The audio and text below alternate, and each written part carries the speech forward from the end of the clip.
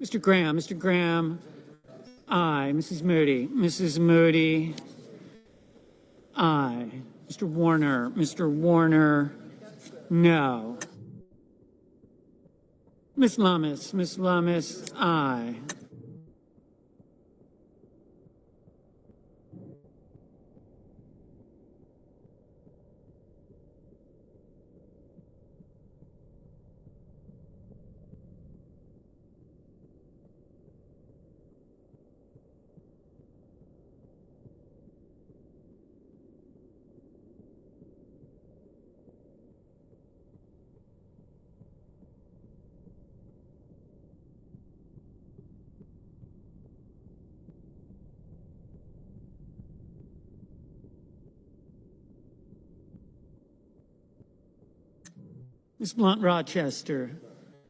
Ms. Blunt Rochester, no. Mr. Husted, aye.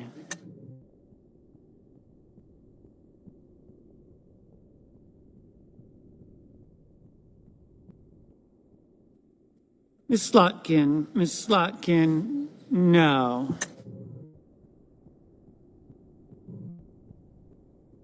Mrs. Capito, aye.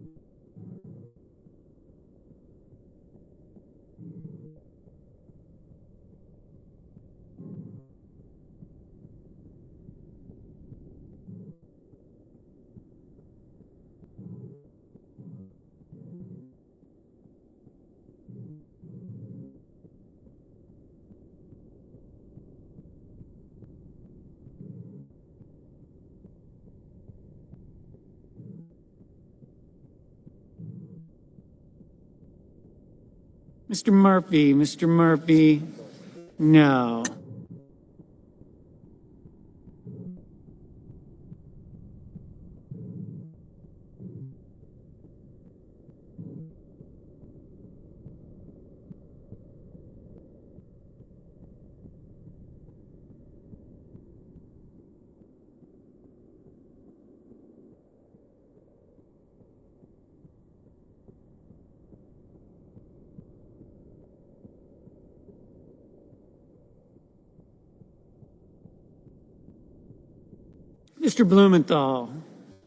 Mr. Blumenthal, no.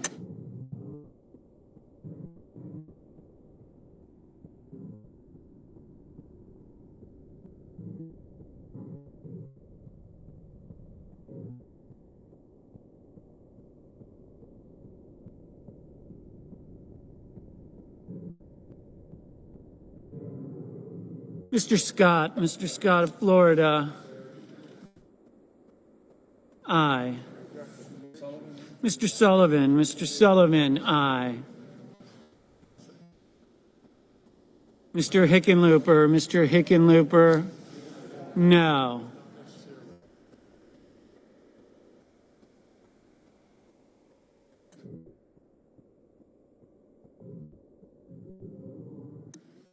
Mr.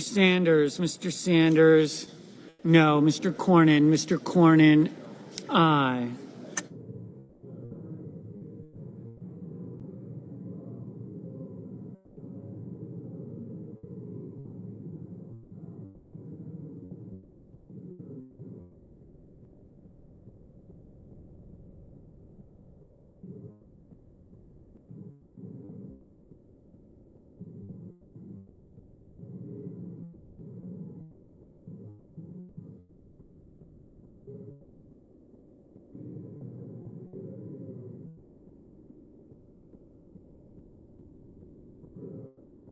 Mr. King, no. Mr. Reed, no. Mr. Markey, no. Ms. Warren, no. Mr. Kramer, aye. Mr. Paul, aye.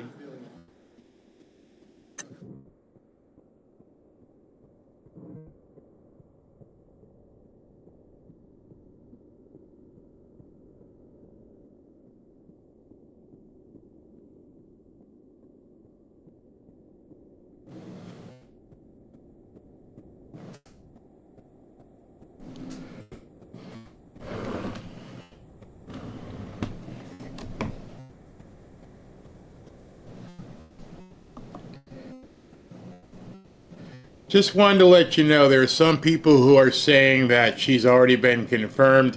I don't know where you're getting your information from. This is 100% live. This is the vote as it's happening. So whoever's telling you she's already been confirmed, that is bad information. Right now you're seeing the actual vote as it happens.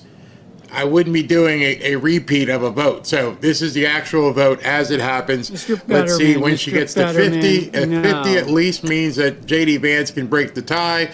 I'd like to see this get to 53 and have every Republican vote for her. But this is live. It is not Memorex. You are watching the actual vote. So let's see what happens.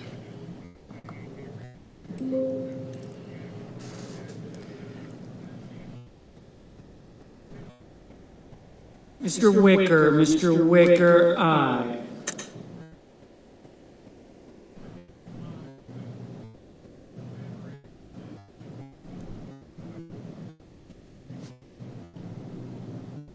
Mr. McConnell, no.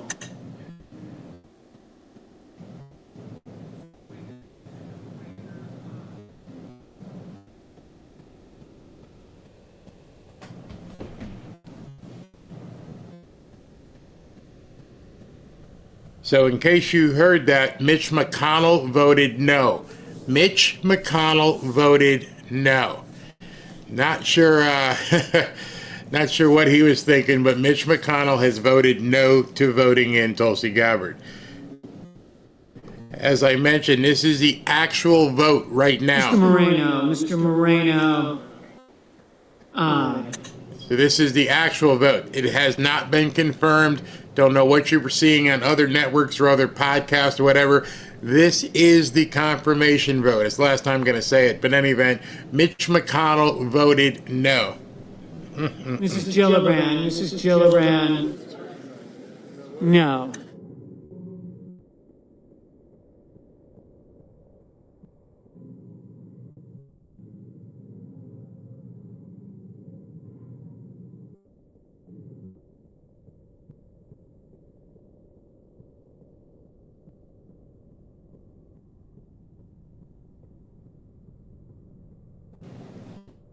I think what Mr. Whitehouse, no. I think what some of the problem is people don't understand the difference between the cloture vote and the confirmation vote. Mitch McConnell voted yes for cloture. He did not vote for the confirmation. Two different votes.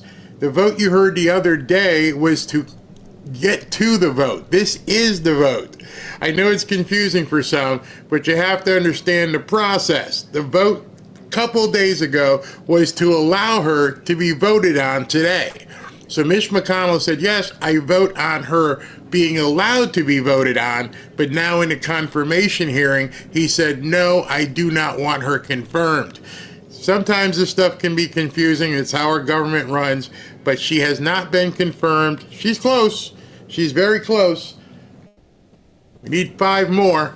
But she has not been confirmed, and no, Mitch McConnell did not vote for her. He voted for cloture, which is the approval to get to the vote. Everybody square on that? All right, let's continue.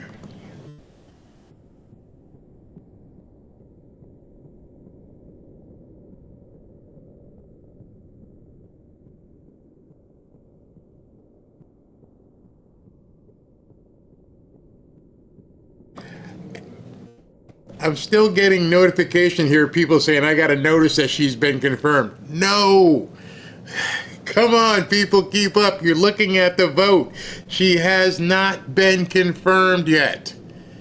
Spread it amongst yourselves. Talk to everybody. Try to explain to the people. Mr. Booker, no.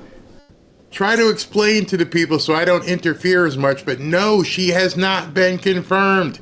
Nobody has said she's been confirmed. It's not possible. This is the actual vote, people. Talk amongst yourselves and let the people who don't understand know what's going on. This is it. It's 45 to 41 at this point.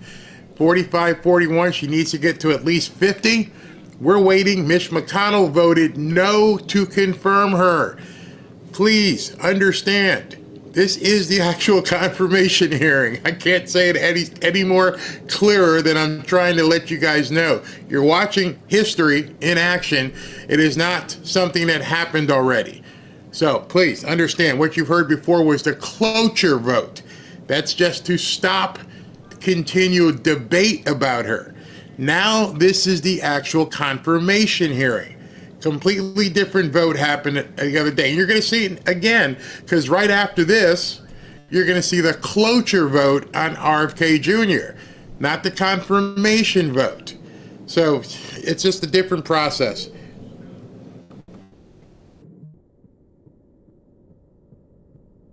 Mr. Kane, no. Miss Rosen, no.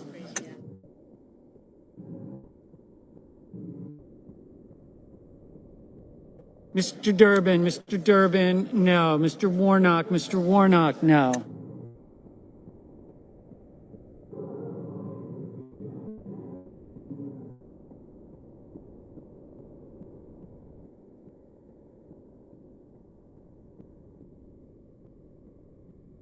Miss Smith, no.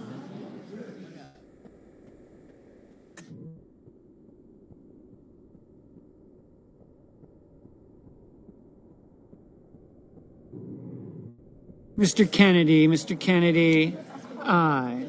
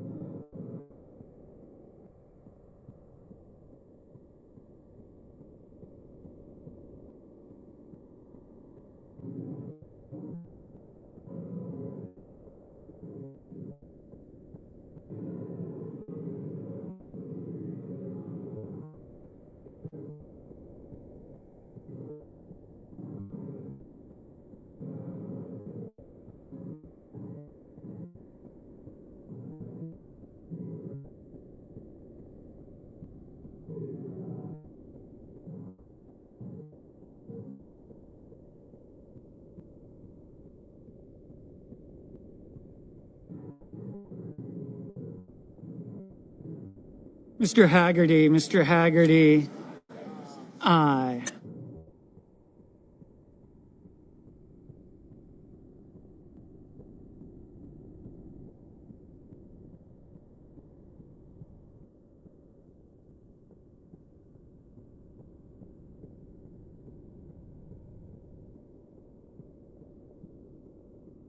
Mr. Lee, aye.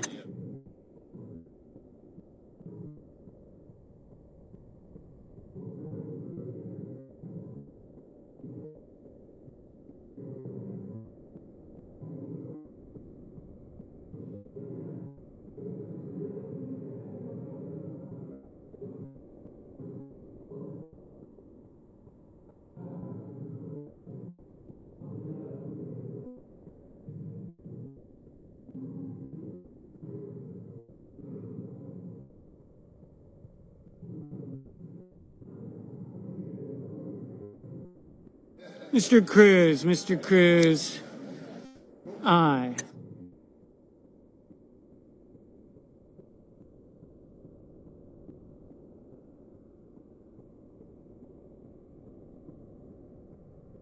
Mr. Padilla, no.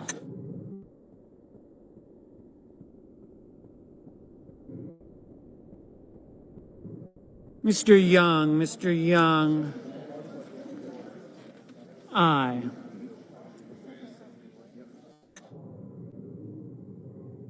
Ms. Markowski,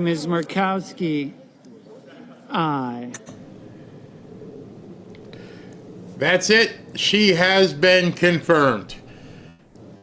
Got a little tight there as every single Democrat voted no, or so far. There's still another one hanging out there. Mitch McConnell voted no, but she's got 51. She is confirmed. Right now, she is confirmed. This is real time. You can see the timestamp up in the top right. So you know it's actually right now this is happening.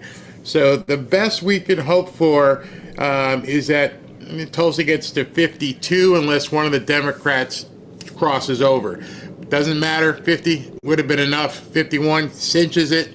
And 52, I mean, they can't. The math just isn't there for them. So far, there's 98 recorded votes. There's only 2 more. If both those 2 go to no votes, it would still be 51-49. She is confirmed. They haven't announced it yet, but you can see the numbers on your screen. 51-49. She's over the hurdle. It's a done deal. Done deal. Mr. Bennett, no. It's like a fine enough state.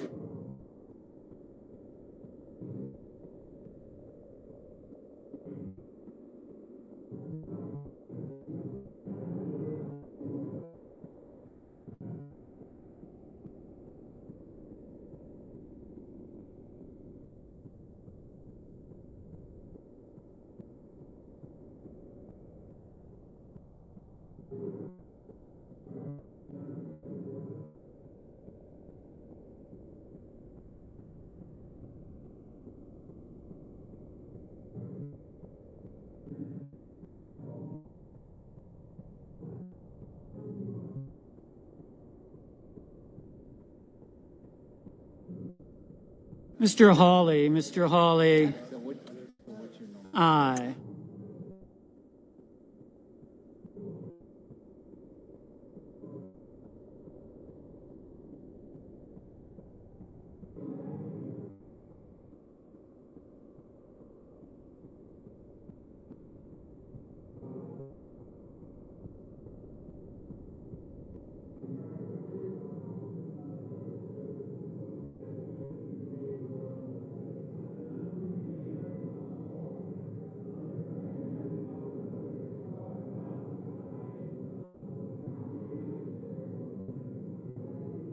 Okay.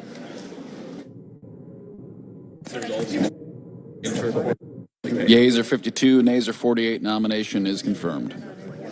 Under the previous order, the motion to reconsider is considered, made, and laid upon the table, and the President will immediately notify of the Senate's actions. Mr. President, I Majority Leader. move to waive the mandatory quorum with respect to the Kennedy nomination. Is there objection?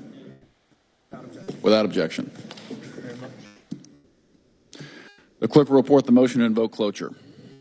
Cloture motion. We, the undersigned senators, in accordance with the provisions of Rule 22 of the Standing Rules of the Senate, do hereby move to bring to a close debate on the nomination of Robert F. Kennedy Jr. of California to be Secretary of Health and Human Services, signed by 7.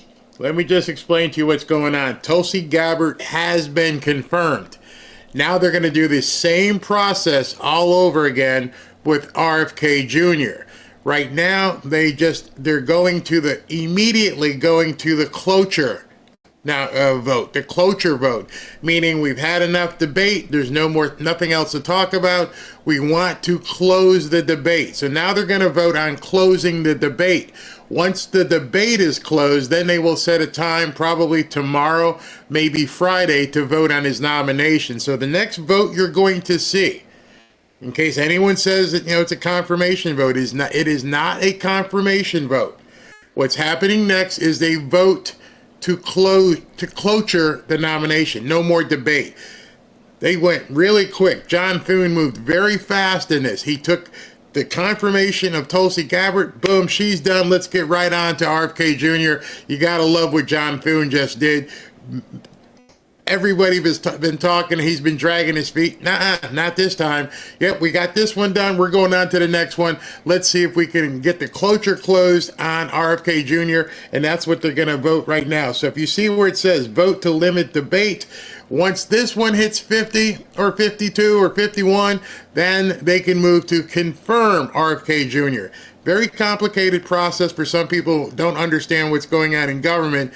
Tulsi Gabbard was just confirmed. She will probably be sworn in this afternoon.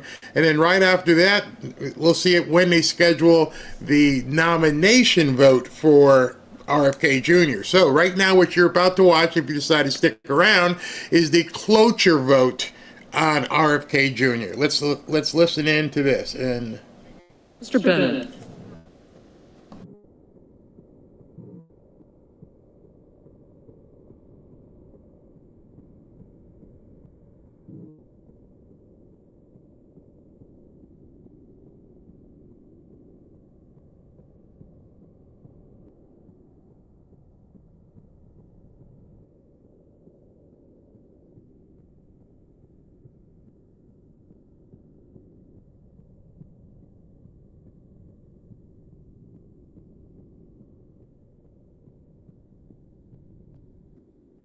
Mrs. Blackburn.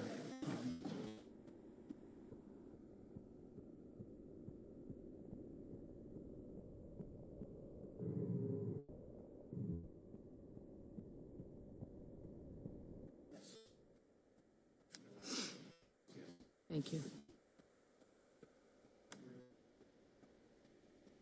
Mr. Blumenthal, Ms. Blunt Rochester.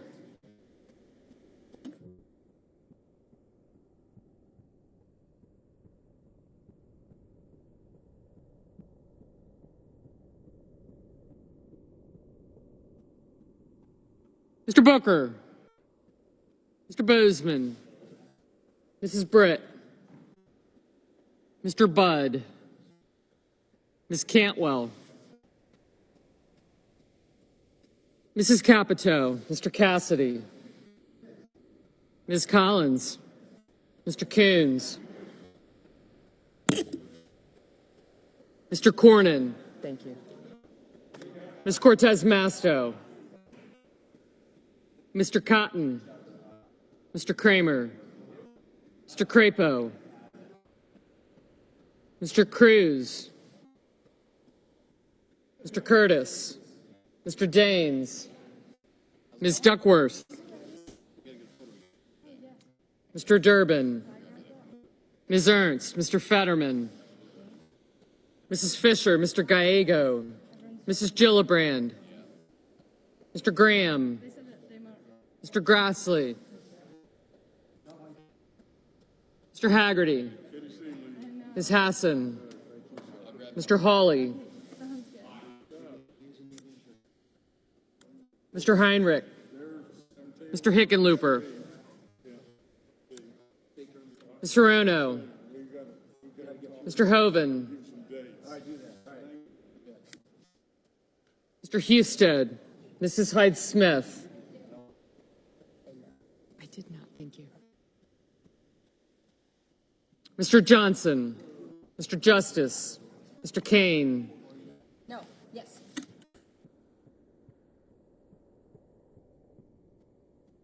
Mr. Kelly. Mr. Kennedy. Mr. Kim. Mr. King. Ms. Klobuchar.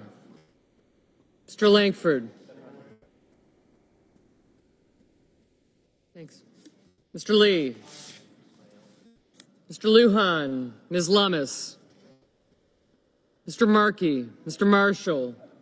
Mr. McConnell. Mr. McCormick. Mr. Merkley. Mrs. Moody. Mr. Moran. Mr. Moreno. Mr. Mullen. Ms. Murkowski. Mr. Murphy.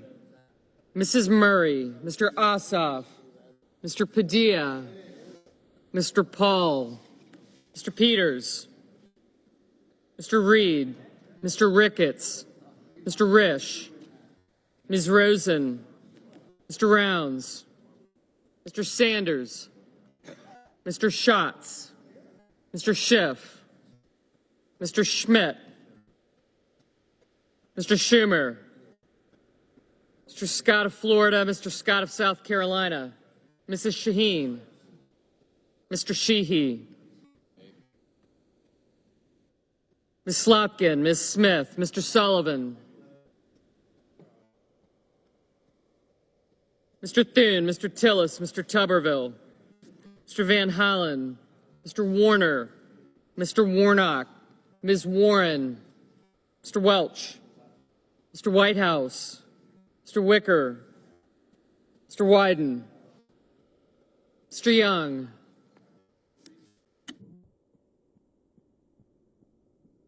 Senators voting in the affirmative: Banks, Barrasso, Capito, Kramer, Curtis, Fisher, Haggerty, Hawley, Husted, Justice, Kennedy, Lee, McConnell, McCormick, Moran, Moreno, Mullen, Murkowski, Paul, Ricketts, Scott of Florida, Sheehy, Thune, Tillis, and Tuberville. Ms. Collins, aye. Senators voting in the negative: Thank you.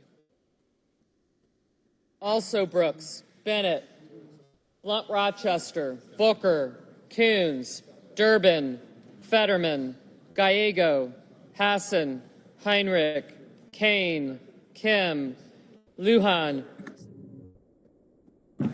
Reed, Rosen, Schatz, Shaheen, Slotkin, and Smith. Mr. Cornyn, aye.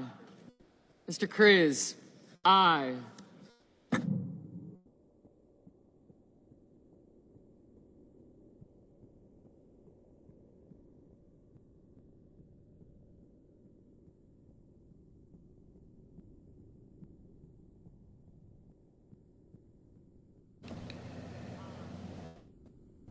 So what you're seeing right now is a count as it is, 28-19. That means a lot of people have yet to vote, and they'll keep it open for a certain period of time so more and more of the senators can come in and vote.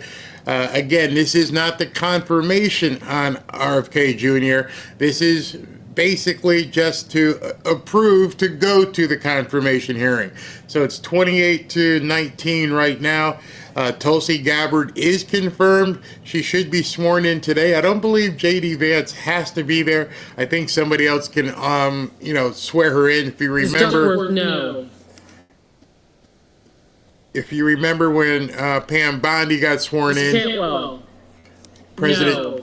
President Trump walked her in with Clarence Thomas. So Tulsi Gabbard will be sworn in shortly, and this is to stop the debate on RFK Jr., and then they'll go to a vote probably in a day or so.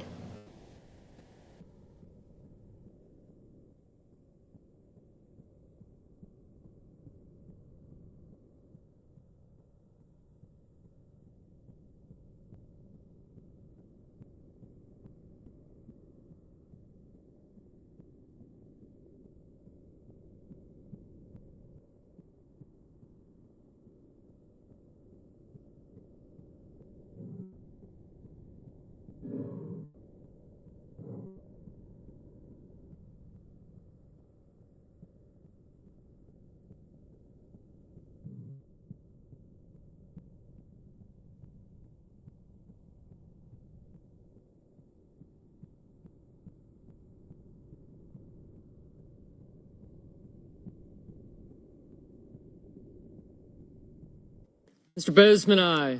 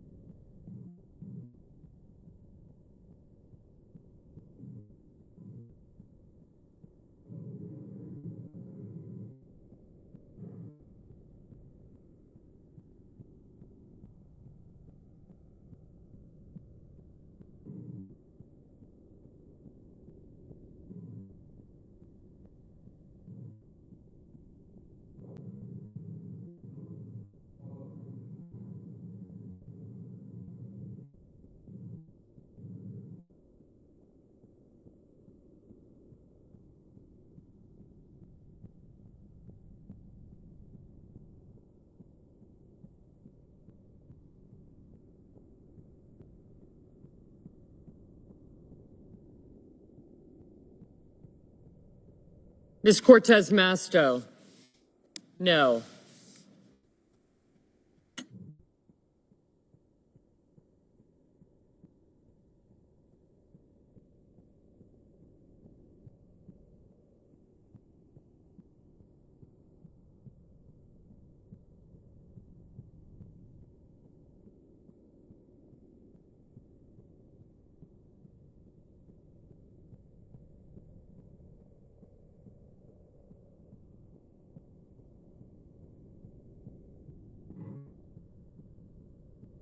Mr. Peters, no.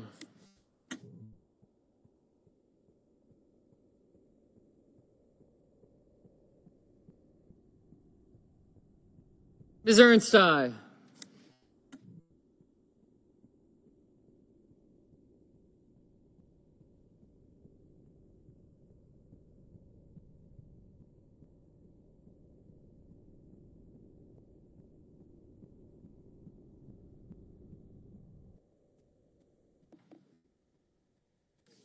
Mr. Johnson, aye.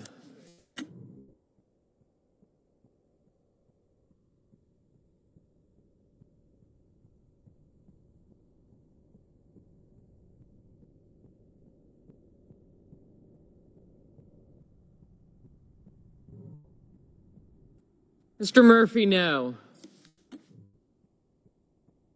Mr. Wyden, no. Mr. Cotton, aye.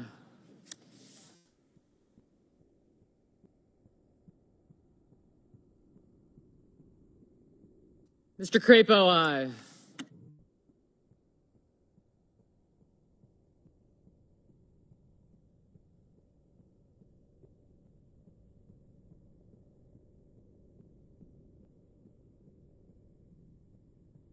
Mr. Daines, aye.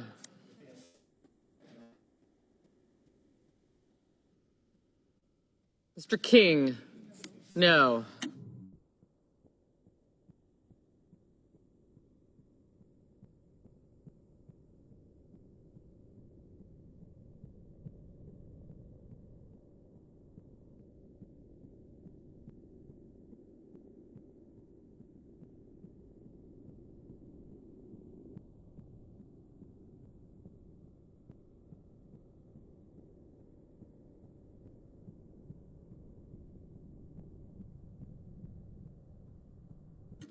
Mr. Hoven, aye. Mrs. Hyde-Smith, aye.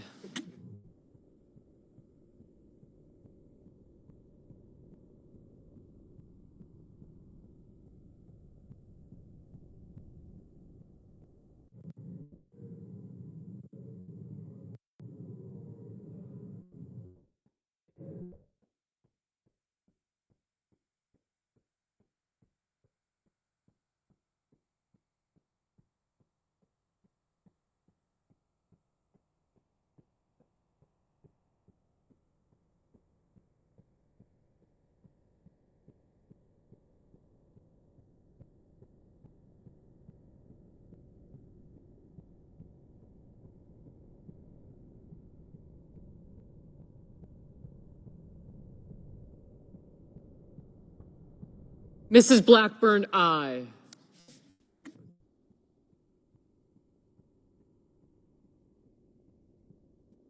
Ms. Warren, no.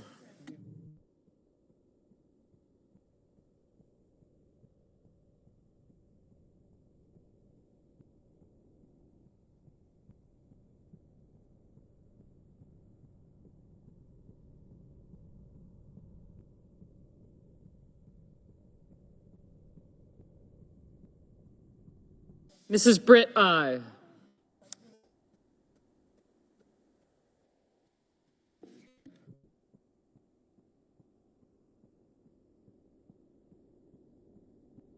Mr. Welch, no.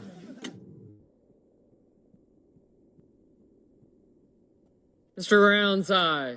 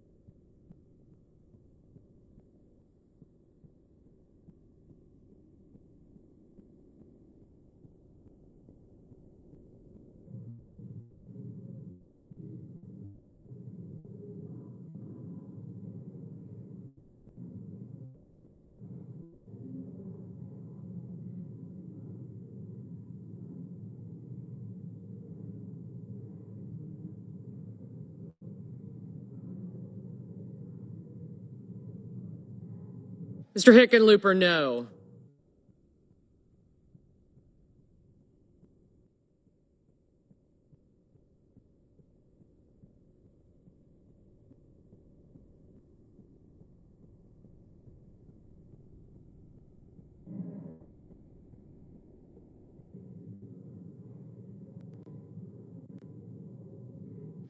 Mr. Kelly, no.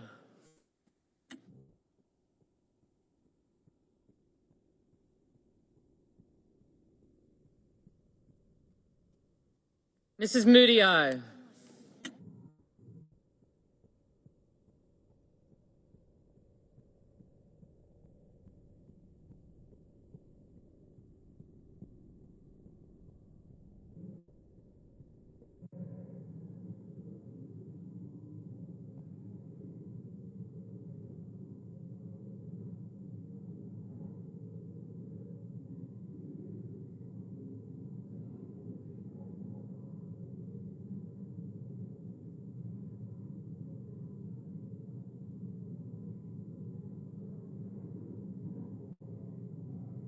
Mr. Langford, aye.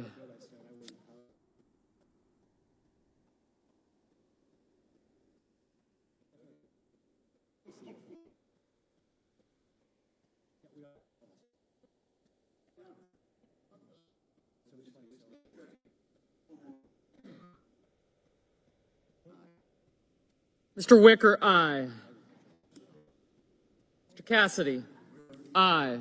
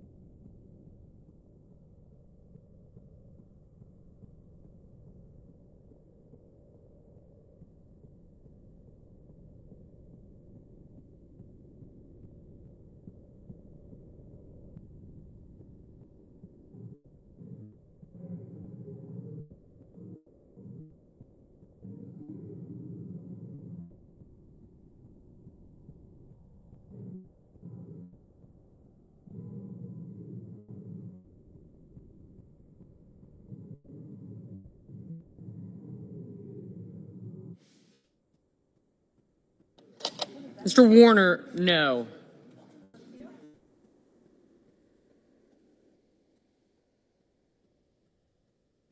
Mr. Sanders, no.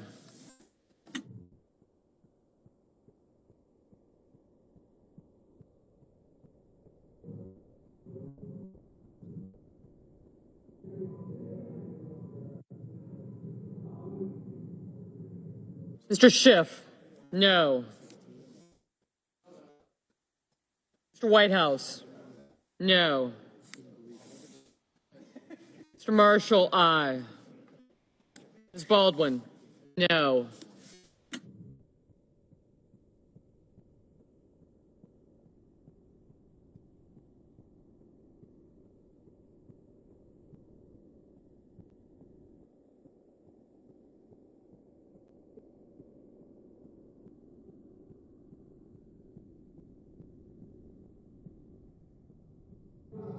Mr. Warnock, no.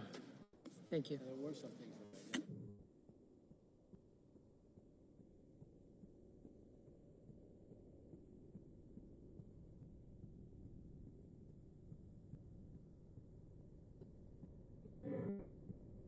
Mr. Schumer, no.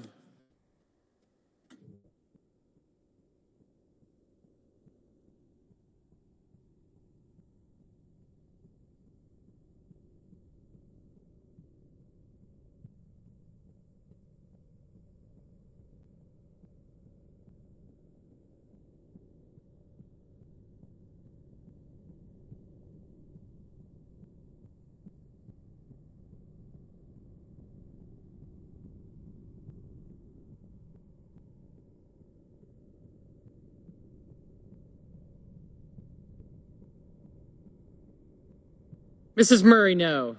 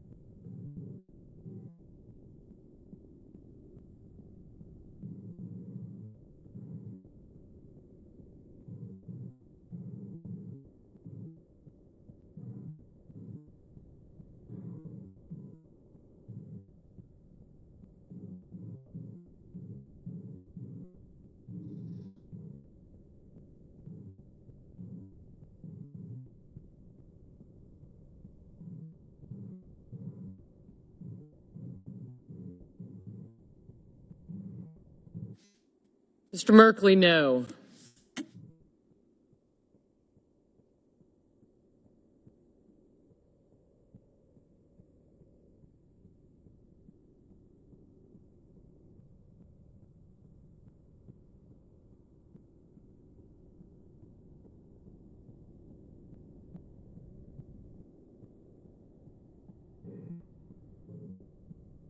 Mr. Graham, aye.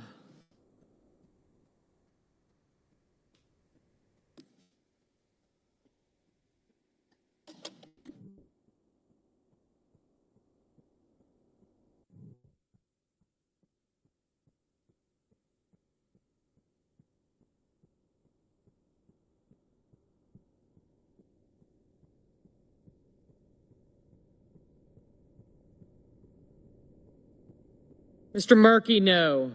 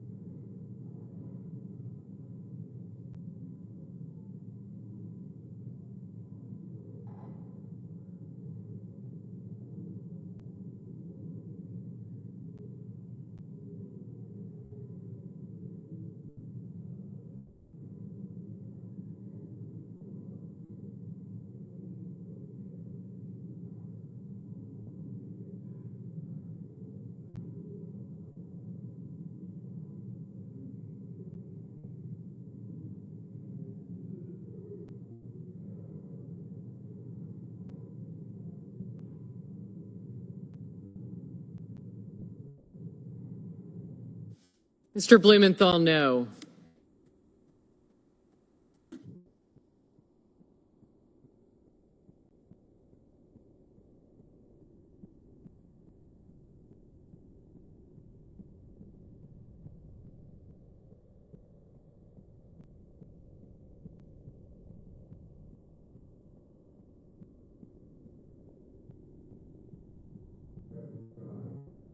Mr. Grassley, aye.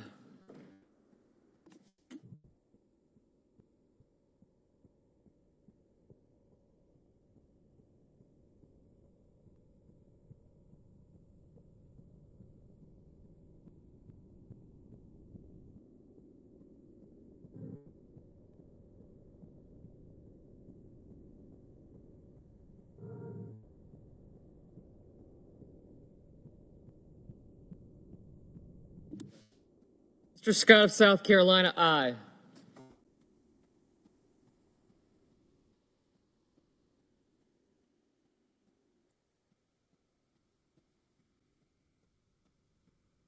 Mr. Ossoff, no.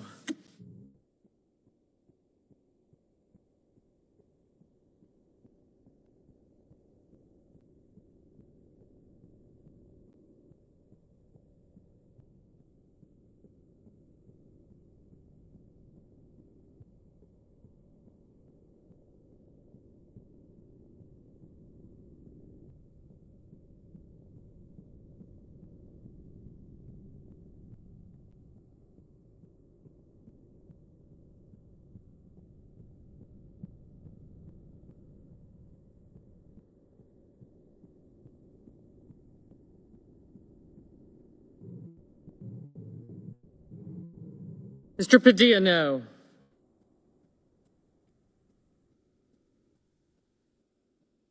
Ms. Klobuchar, no.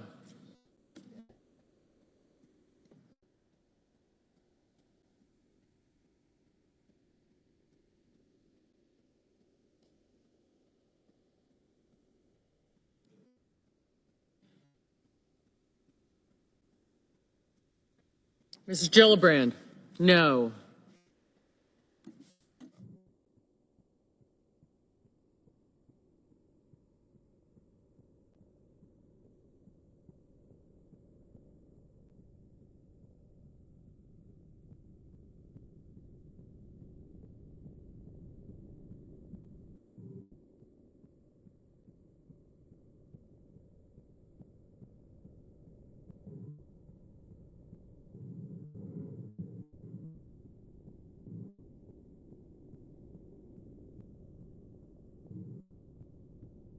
Mr. Risch, aye. Mr. Schmidt, aye.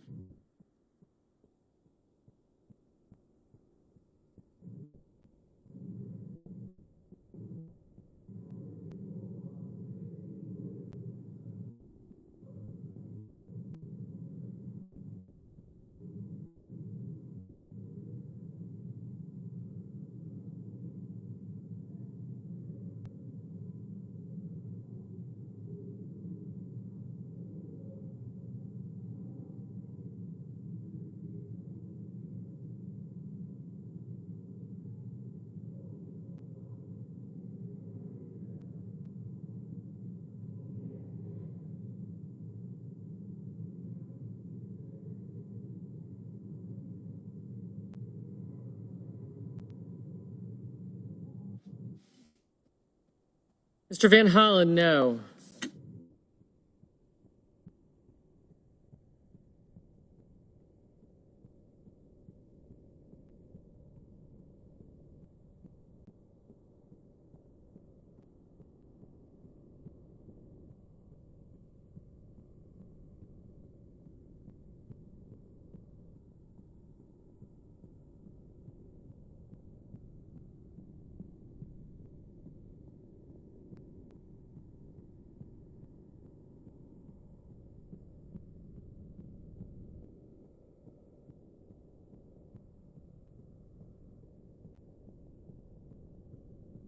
Mr. Budd, aye.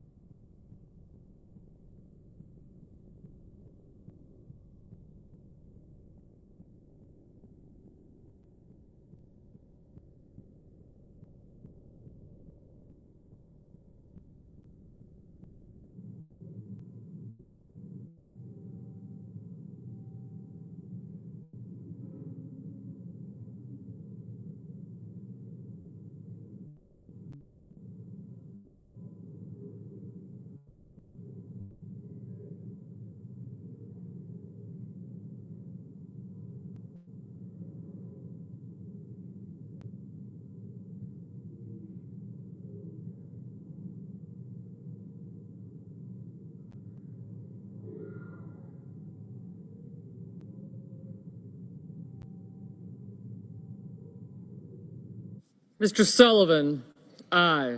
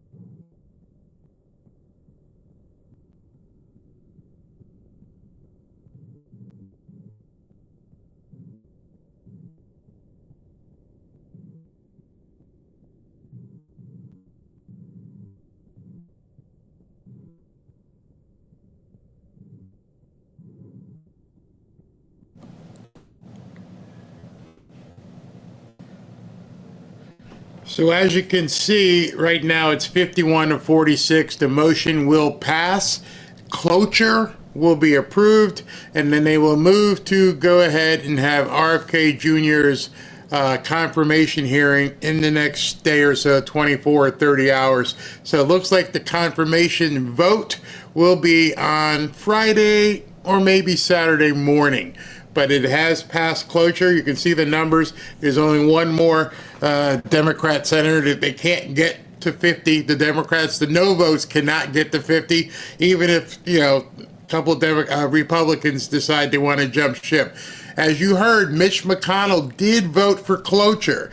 As you saw with Tulsi Gabbard, it does not mean that he's going to vote for confirmation. He just voted, yeah, we've had enough debate, let's move on. So just a little housekeeping here.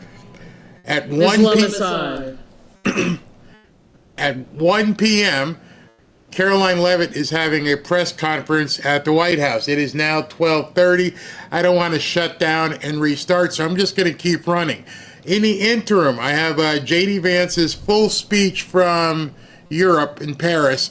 I'm going to put that on while I do the changeover and find a different feed. So I'm going to put that on. So we're going to do the press conference at 1. In the interim, I'm going to put on the J.D. Vance speech, allow me to do some things in the background, and then we're going to cover the press conference at 1, so you don't have to disconnect, you don't have to go anywhere. We're just going to roll right into the press conference as it happens, right after this vote is taken, which now it's 52 to 46. It's a done deal, and so momentarily I'll be switching to the J.D. Vance speech. Thanks for hanging out. It'll take me probably about 10 minutes here in the background to get things changed over and get a feed ready for the press conference. Also, depending how long the press conference runs, I'm going to see if I can't find the recording from the DOGE hearing this morning, which I understand was just fire. So we'll play that after the press conference. So there won't be a 3 o'clock show. Mr. Young, aye. We're just running with it, and we'll see how things go. So after this is over, you'll see the switch over to the J.D. Vance speech, and then I'll be back as soon as I get the feed and everything put together. All righty.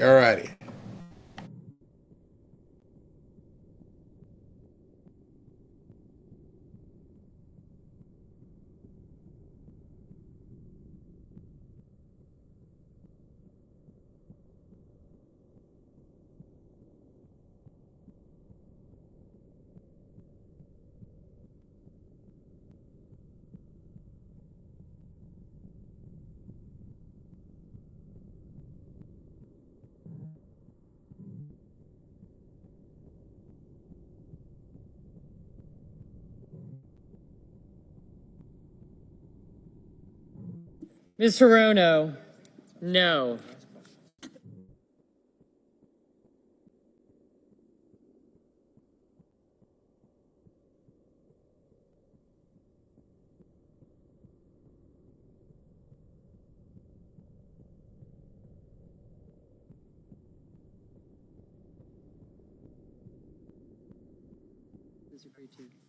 On this vote, the yeas are 53, the nays are 47. The motion is agreed to. The clerk will report the nomination. Department of Health and Human Services, Robert F. Kennedy Jr. of California to be Secretary. Mr. President. Senator from Oregon, sorry. Mr. President, as we begin this discussion that is so important to America, I thought I would just mention the conversation I had recently with a couple of young medical students who came up to me and said, we know you're interested in health care and have been involved in this, and I'm so appreciative of Senator Murray, who's going to pick up on the health care issue, an area where she has very substantial experience and expertise. And I thought these medical students summed up this debate, because they said, the way we see this Kennedy nomination, it's not just a vote for next week or even next year. This is a vote with enormous impact for decades, because Mr. Kennedy, according to these young students, these young medical students, has a long record of essentially being anti-science. And what we're going to do in our discussion of his nomination is go into that and other issues. And suffice it to say, during his confirmation hearings, and they've been in multiple committees now, he was given ample opportunity from members on both sides of the dais to clarify his views on science and vaccines and our nation's biggest federal health programs. And we're going to, in the hours ahead, touch on each of these and why Mr. Kennedy's failure to demonstrate a basic understanding of these important issues that impact America's health make him a uniquely unqualified nominee to become our nation's chief health care officer. And in beginning my remarks, Mr. President, I wanted to say that ever since my days with the Gray Panthers, I've always felt that health care is the most important issue. If you and your loved ones don't have your health, everything just goes by the board. So that just reinforces what these young medical students were saying about the decision we're going to make in future hours with respect to Mr. Kennedy. And I'm going to start with perhaps the most dangerous aspect of his long history, and that's his embrace and amplification of vaccine conspiracy theories. He's made a lucrative career out of sowing doubt in the minds of parents when it comes to vaccinating their kids. His, quote, nonprofit, the Children's Health Defense, is solely dedicated to peddling these conspiracies. You can even get merch. There are baby onesies, apparently, that read unvaxxed, unafraid, no vax, no problem. He's been the attorney of record on at least 5 cases against drug companies for their vaccines, which he didn't disclose to ethics officials and refused to answer questions about. He also refused to give up his 10% stake in any settlement agreements, instead passing them off to his son. And he refused to recuse himself from taking any actions that might affect his family's financial interest. A vaccine that has become routine for young people about 20 years ago is involved here, and since then, it's successfully cut cervical cancer rates into just a fraction of what they were before the drug came to market. All of this adds up to a future HHS secretary who stands to profit off undermining this vaccine and, as a result, raise cervical cancer rates. To quote my Republican colleague, Senator Cassidy, a physician, Mr. Kennedy is financially vested in finding fault with vaccines. He also played a big role in one of the most deadly measles outbreaks in recent history. In 2019, he traveled to Samoa and used his platform to promote his anti-vax agenda, taking aim at the measles vaccine. The vaccine rate in Samoa plummeted. By 2019, measles had torn through the entire population, making more than 5,700 people sick, and 80 people were killed, most of them young kids. During his confirmation hearing at the Senate Finance Committee, Mr. Kennedy told me, and I quote, "We don't know what was killing them." Okay, so it appears at this point as they're going into more debate about blah, blah, blah, blah, blah, blah. They're just going to basically bitch for the next 30 hours. In the interim, like I said, 1 o'clock, we're going to cover the White House press conference, which is now going to be the news. This is old news. Just to recap, Tulsi Gabbard has been confirmed, and RFK Jr. has emerged from cloture, and now they're moving forward with their complaining until the actual vote takes place in 24 to 30 hours. Like I mentioned, I'm going to put on J.D. Vance's speech from yesterday in Europe. I'm going to play that while I go ahead and switch the feed and get ready for the press conference, which we will be taking at 1 o'clock. So, without further ado, let's go ahead and move to the J.D. Vance speech so you guys can hear that instead of hearing this guy whine and complain and bitch. And I'll be back after I get all the feeds taken care of.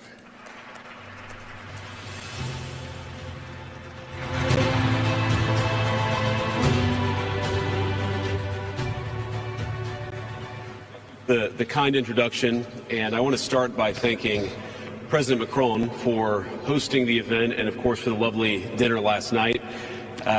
During the dinner, President Macron looked at me and asked if I would like to speak. You guys having a problem with audio? Please tell me if you're having a problem with audio. I seem to be fine on my end. Check 1, 2, 3. Anybody sound good? Okay, sound. My microphone is on. It's on. It's on. Everybody can hear me. Cutting in and out.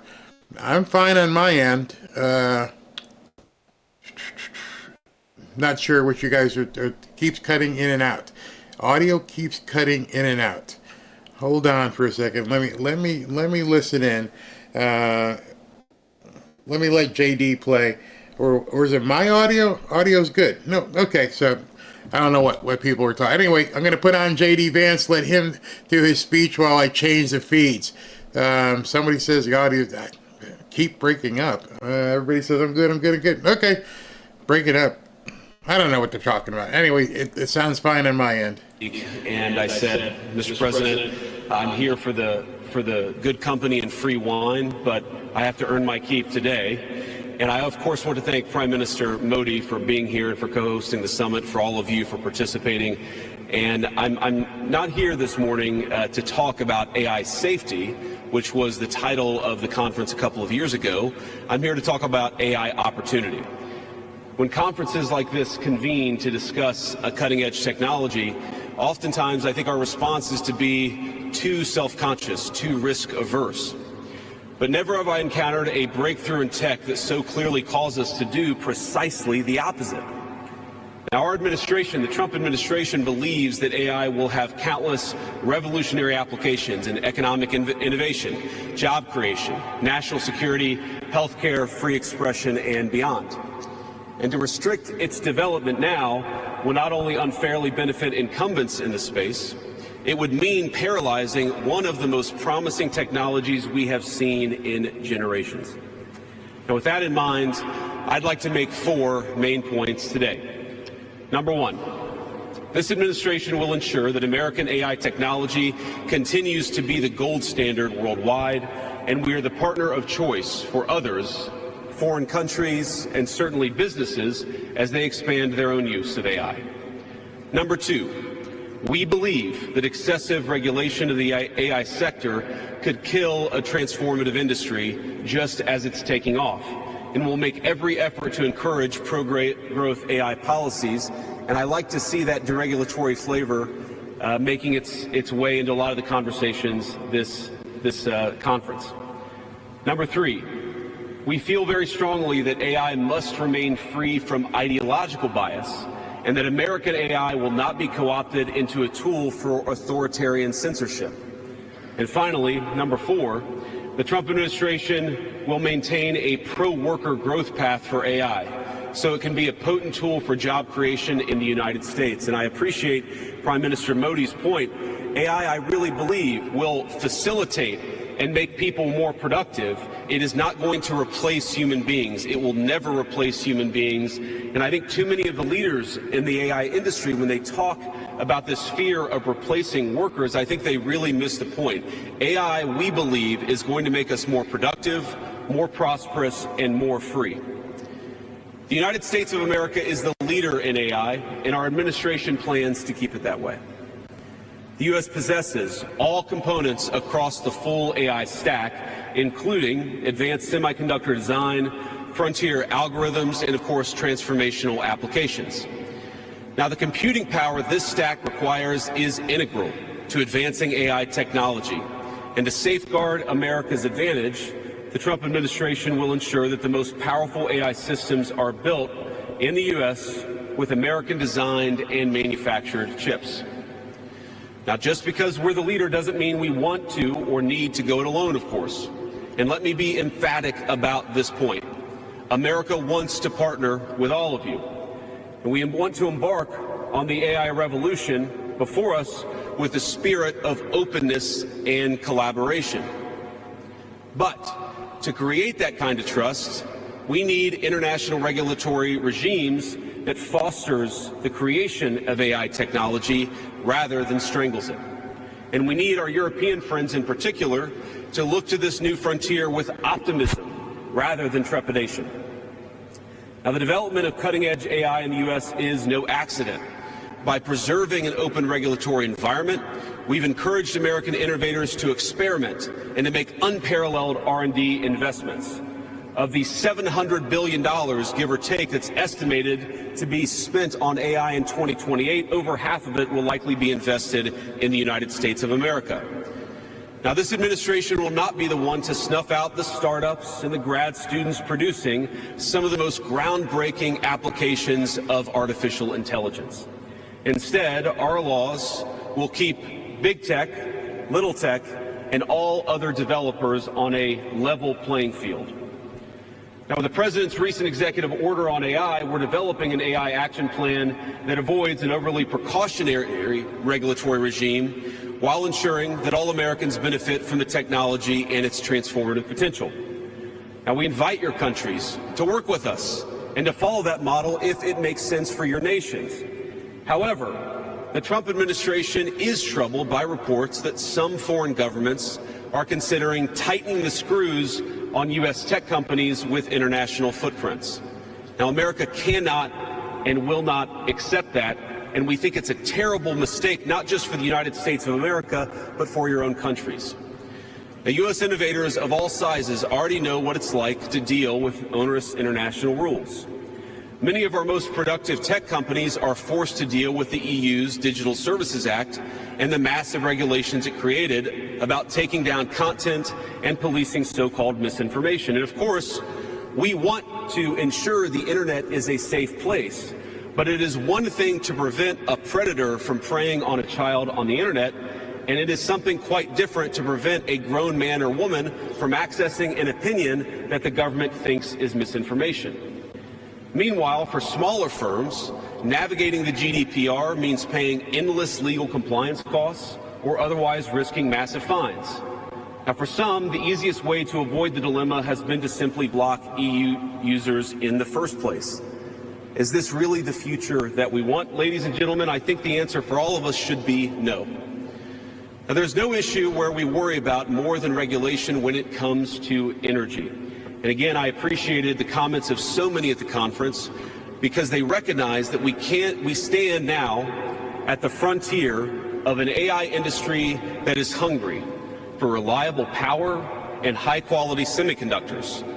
Yet too many of our friends are deindustrializing on the one hand and chasing reliable power out of their nations and off their grids with the other.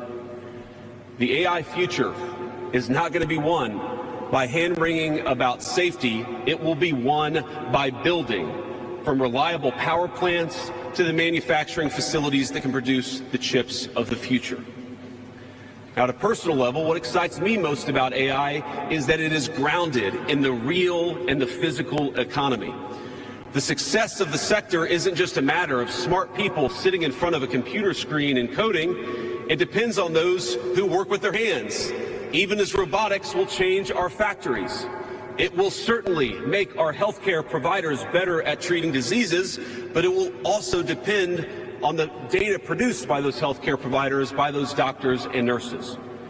I believe it will help us create and store new modes of power in the future, but right now, AI cannot take off unless the world builds the energy infrastructure to support it. Now, it's my view that tech innovation over the last 20 years has often conjured images of smart people staring at computer screens, engineering in the world of bits. But the AI economy will primarily depend on and transform the world of atoms. Now, at this moment, we face the extraordinary prospect of a new industrial revolution, one on par with the invention of the steam engine or Bessemer steel. But it will never come to pass if overregulation deters innovators from taking the risks necessary to advance the ball. Nor will it occur if we allow AI to become dominated by massive players looking to use the tech to censor or control users' thoughts. And I'd ask, if you step back a moment and ask yourself, who is most aggressively demanding that we, meaning political leaders gathered here today, do the most aggressive regulation? it is very often the people who already have an incumbent advantage in the market. And when a massive incumbent comes to us asking us for safety regulations, we ought to ask whether that safety regulation is for the benefit of our people or whether it's for the benefit of the incumbent. Now, over the last few years, we've watched as governments, businesses, and nonprofit organizations have advanced unpopular and, I believe, downright ahistorical social agendas through AI. In the U.S., we had AI image generators trying to tell us that George Washington was black or that America's doughboys in World War I were in fact women. Now, we laugh at this now, and of course it was ridiculous, but we have to remember the lessons from that ridiculous moment. And what we take from it is that the Trump administration will ensure that AI systems developed in America are free from ideological bias and never restrict our citizens' right to free speech. We can trust our people to think, to consume information, to develop their own ideas, and to debate with one another in the open marketplace of ideas. Now, we've also watched as hostile foreign adversaries have weaponized AI software to rewrite history, surveil users, and censor speech. This is hardly new, of course. As they do with other tech, some authoritarian regimes have stolen and used AI to strengthen their military, intelligence, and surveillance capabilities, capture foreign data, and create propaganda to undermine other nations' national security. I want to be clear. This administration will block such efforts, full stop.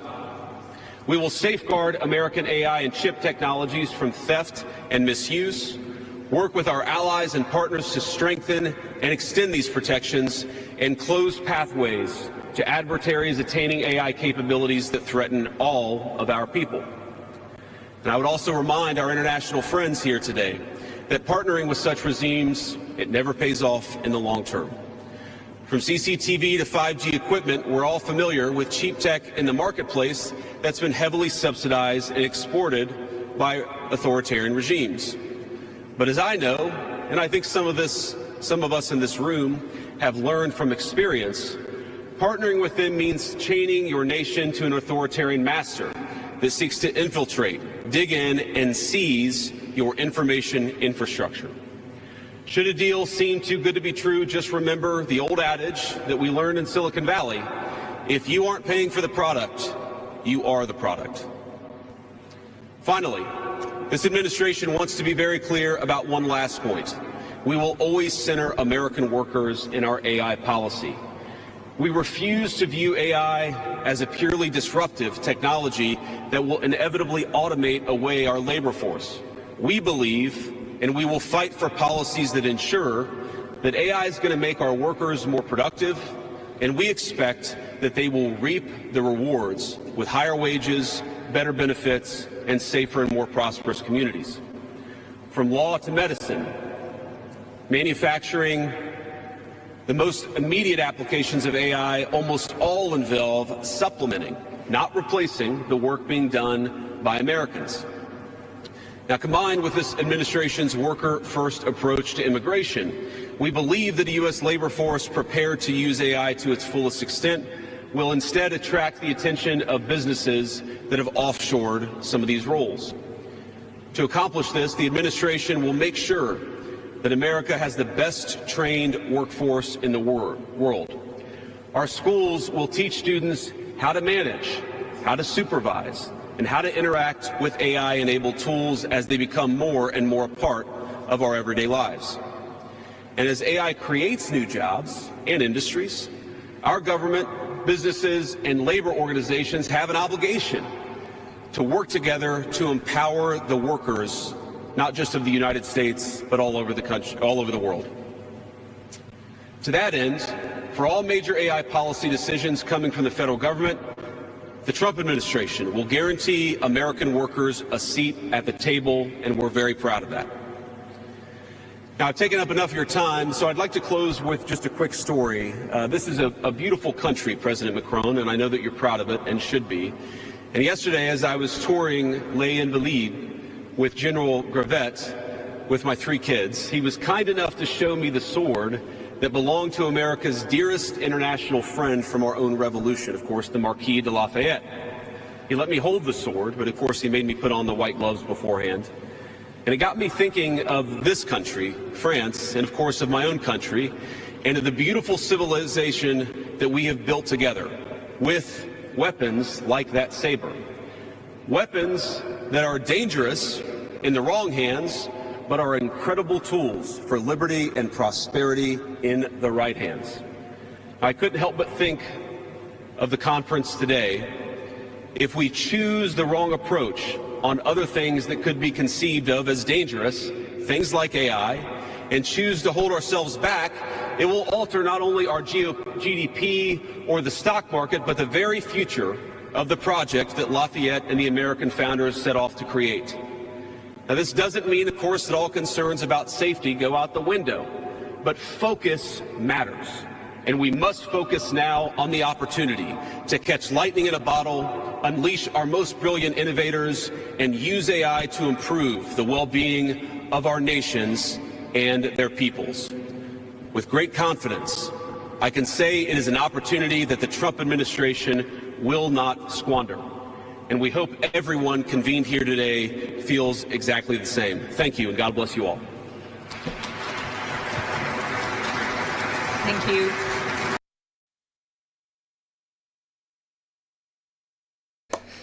All right, so that was J.D. Vance speaking in Paris about the AI. I hope you guys got something from that. To me, it's very important that we understand that AI is our friend. It's not something to be afraid of whatsoever. So I've got all the feeds refreshed. We should be going. I'm live. My face is here. Waiting for 5 or 6 minutes, and she being Caroline Levitt, is supposed to hit the podium with questions today. Got it up just in case we're all ready. Everything looks ready to go. People at the podium, we're set. We're set. Let me just see what you guys got. There is not going to, just to let you know, housekeeping, there won't be a 3 o'clock show, because I have a feeling we're going to be here probably from 1 to 2. And then, maybe put it this way. I may shut down, regroup, and come back for the 3 o'clock show, but because Trump is supposed to sign some additional executive orders. And so I'm not sure if they're going to take that live or if they're going to record it and then come back. So stay tuned. In all likelihood, we may shut down after the press conference to get every time to go get something to eat, come on back, and then go back live with a show at 3 o'clock. Hopefully by then the pool will have accumulated all of the video and we will be good to go. So let's plan on that. So in any minute here, she is going to be coming up and she's going to do the press conference about God knows what, plenty to talk about. One of those things to talk about, Jack Posobiec is reporting it. Buttons are working. No, the buttons are not working. I don't know why. Again, that's because I cut the feed in the middle of all this. So let me just tell you, President Trump says he will invite Putin to America and that he will also visit Russia. So we're going to have a mutual visitation between President Trump and Vladimir Putin. They're gonna visit each other. That's got to tell you something. That has to tell you that more than likely what we're going to see is a peace agreement between Ukraine and Russia. There's no way Trump would be heading to Russia if Putin hasn't already given him some indication that he's going to work on an agreement. So just put that in the back of your hat and just understand it. I'm not sure. Let me see if the comments are going to be working. When you do those kind of switchovers and feeds and everything, sometimes it doesn't work well. Let me see what happens here if I push this over. Yes, okay, so the comments are working. More EOs. Yes, more EOs are coming. Finally, 3 more hostages just released. One is an American.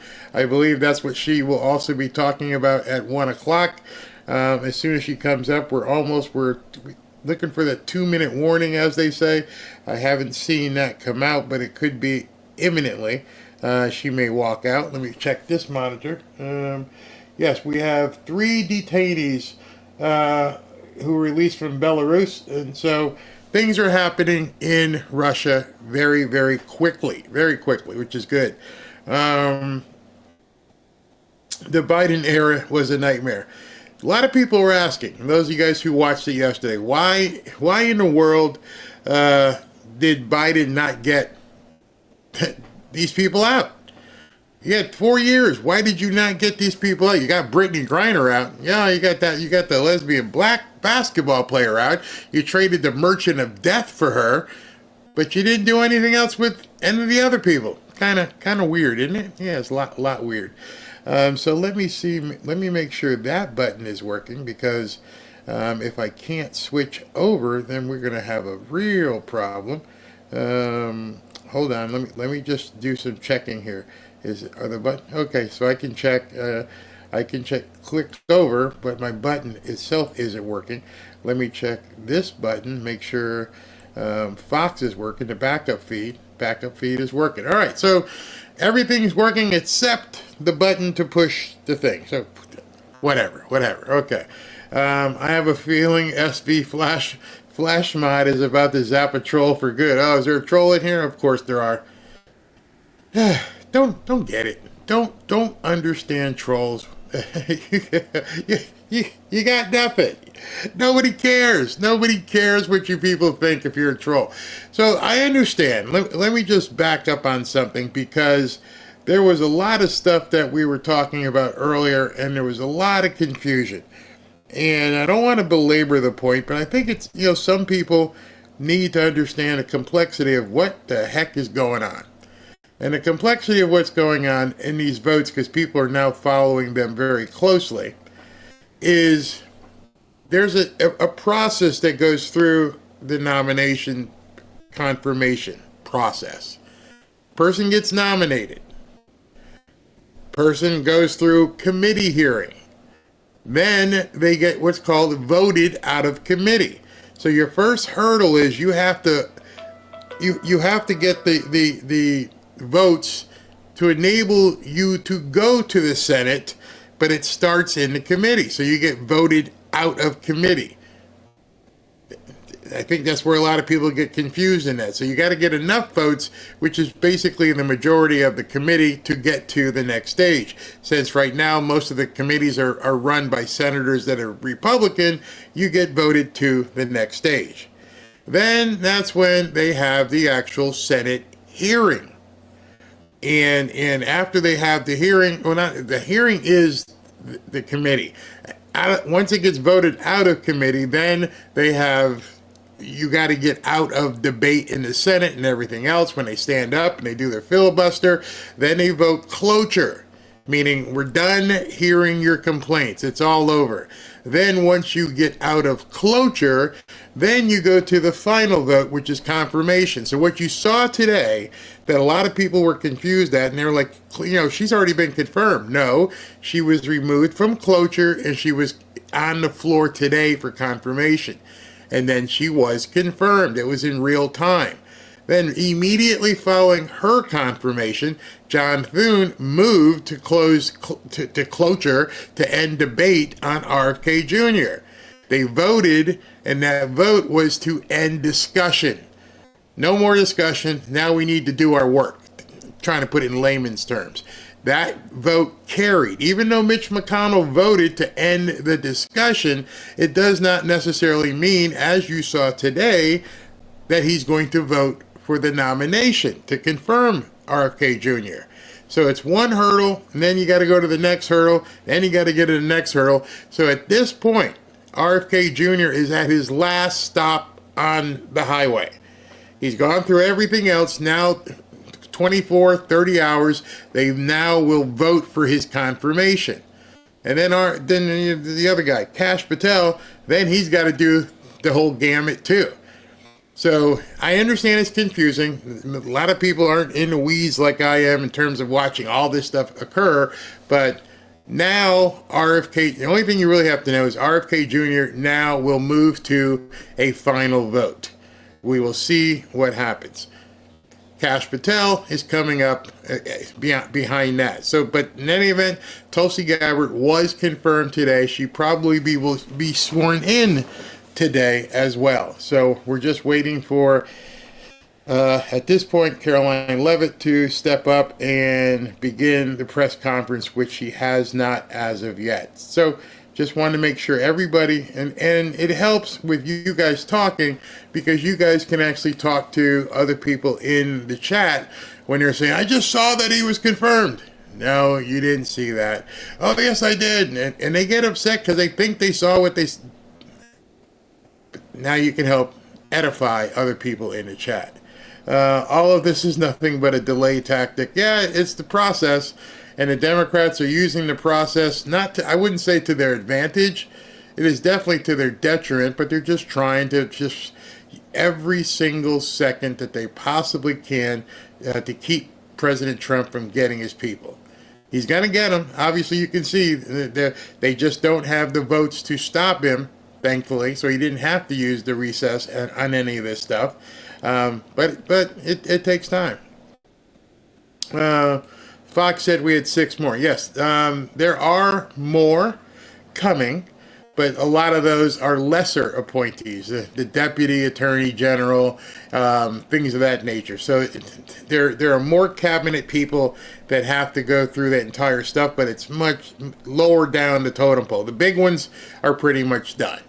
You got your Secretary of State, you got your Attorney General, she's NSI, RFK Jr. is going to be Health and Human Services. We got HUD. We've got Treasury. All the big titles are basically done at this point, except RFK Jr. and Kash Patel.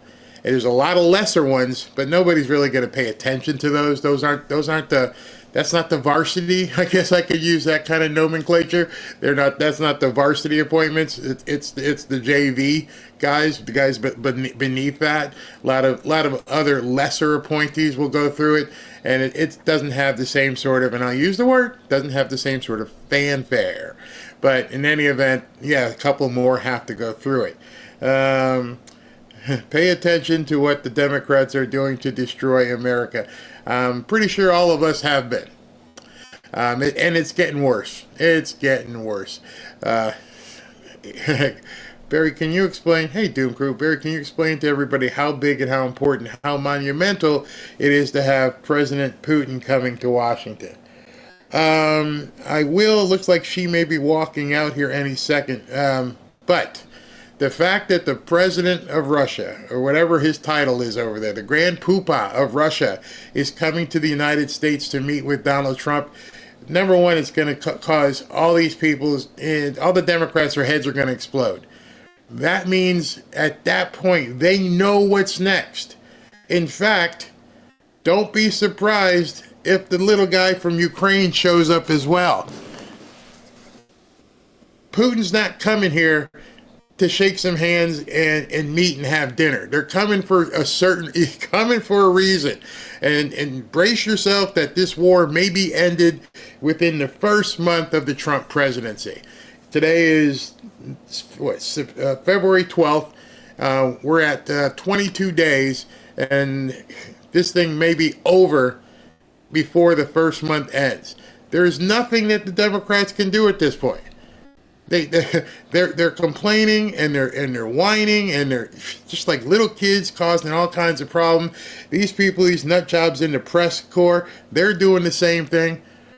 This is absolutely huge that Putin is, I think, and on both sides, I think it's huge Putin coming here, and I think it's even bigger that President Trump is going over there. All of it. I mean, Biden, nothing. It's huge. I'm going to go out on a limb and say we're going to see the end of that war within the first month of Trump's presidency. It's coming. You're seeing the breadcrumbs being laid right now. These breadcrumbs are being put in front of you, and if you just read them, if you read the tea leaves, I'm like, wait a second, you let this guy come back? Yeah, yesterday. And notice, in case you didn't see it, when after the guy got in town and the press was asking President Trump what was going on, and he just said, you're going to see some things in the very near future. I don't want to talk about that right now. Hey, what deal did you make to get this guy back? Yeah, we're not going to talk about that right now. Scott Bessent over in Ukraine, looking at money, minerals, rare earth. The deal is happening.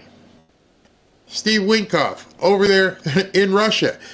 So there's a heavy presence right now over there in terms of, just think about this.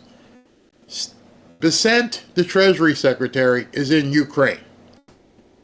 Steve Witkoff went to Russia and he negotiated through President Trump the release of these hostages.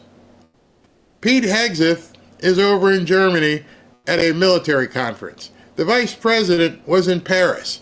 So the meat, I don't know where Marco Rubio is, he may be over there too, but the meat of, what do we got here? The meat of our cabinet is over in the middle of all this stuff. Now, nobody is going to tell you what Pete Hegseth is saying to the Europeans.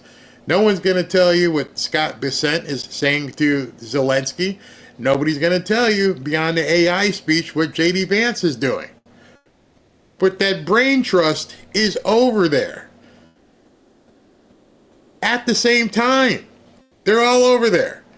So who knows what kind of things are happening? And if you, like BLM Doom Crew said, just think about how big that is. That you've got that many people from a new administration in one concentrated area.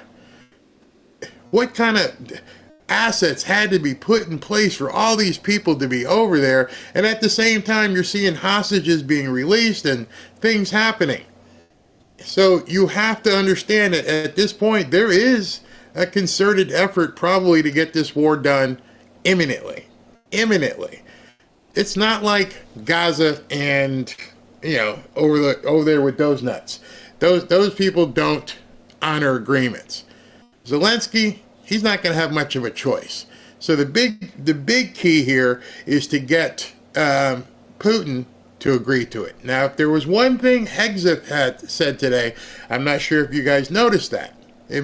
I'll see if I can record it and find it. Pete Hegseth, open mic camera on, said Ukraine will not become a member of NATO. Not a chance. He threw it down today. So this to me is all of the tea leaves and breadcrumbs that are being put so that you guys can start putting these, these negotiating clues together. Why would you be talking about Ukraine not entering NATO? And why would you be telling the people at the, strategic military conference that you're at, hey, it ain't going to happen? Oh. Why would Scott Bessent be over there talking? Why would the Treasury Secretary be talking to Zelensky? Why would at the same time all this is going on, would our Vice President be over in Paris? Why at the same time all this is going on, Steve Witkoff is over in Russia pulling out hostages? You put all that together, that huge recipe, one of those is big news. the MSNBCs of the world aren't going to cover it, but one of those is big news. And like BLS Doom Crew said in his comment, can you explain how big it is? All of these things are happening at the same time. To me, that tells me we're about to see peace. That tells me that they're digging into money and all this thing is about to come to an end. That's why Russia started the war. They felt threatened by Ukraine joining NATO. And our Secretary of Defense came out today, specifically said, nope, not going to happen. How would you know that? How would you know that's not going to happen? To say it so defiantly and convincingly. NATO was Putin's reason for going, you guys are seeing it. So, and this was being talked about, certain parts of the land going back to Russia. These kind of discussions should lead you to start connecting the dots. It should tell you something. And it's all being leaked. I mean, I know it's a fire hose as it is. There is so much stuff coming out. It's amazing. You look back here.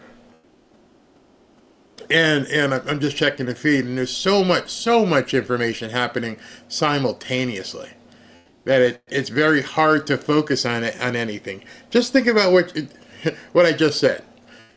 Add all that together. Let me just go back and say that you got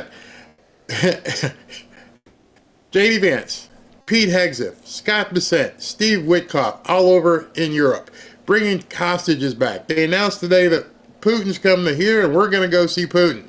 At the same time, more news is you got DOGE finding all kinds of stuff going on. On top of that, we just had Tulsi Gabbard confirmed. We're going to get RFK Jr. confirmed within the next 24 to 48 hours. Ooh. Then today, he's going to sign some more executive orders. The Democrats can't even play rope-a-dope. Rope-a-dope won't work at this point. They're being beaten, just beaten into submission. And all they have is these stupid judges that are out there making crazy stuff, like the President of the United States can't even cancel a website. Seriously? Are you really saying that the President of the United States can't take a website down? And meanwhile, he's talking... You're telling me the President of the United States doesn't have the right to take down a website. Meanwhile, he's negotiating world peace with Putin and Zelensky. Do you realize how stupid you look as a judge?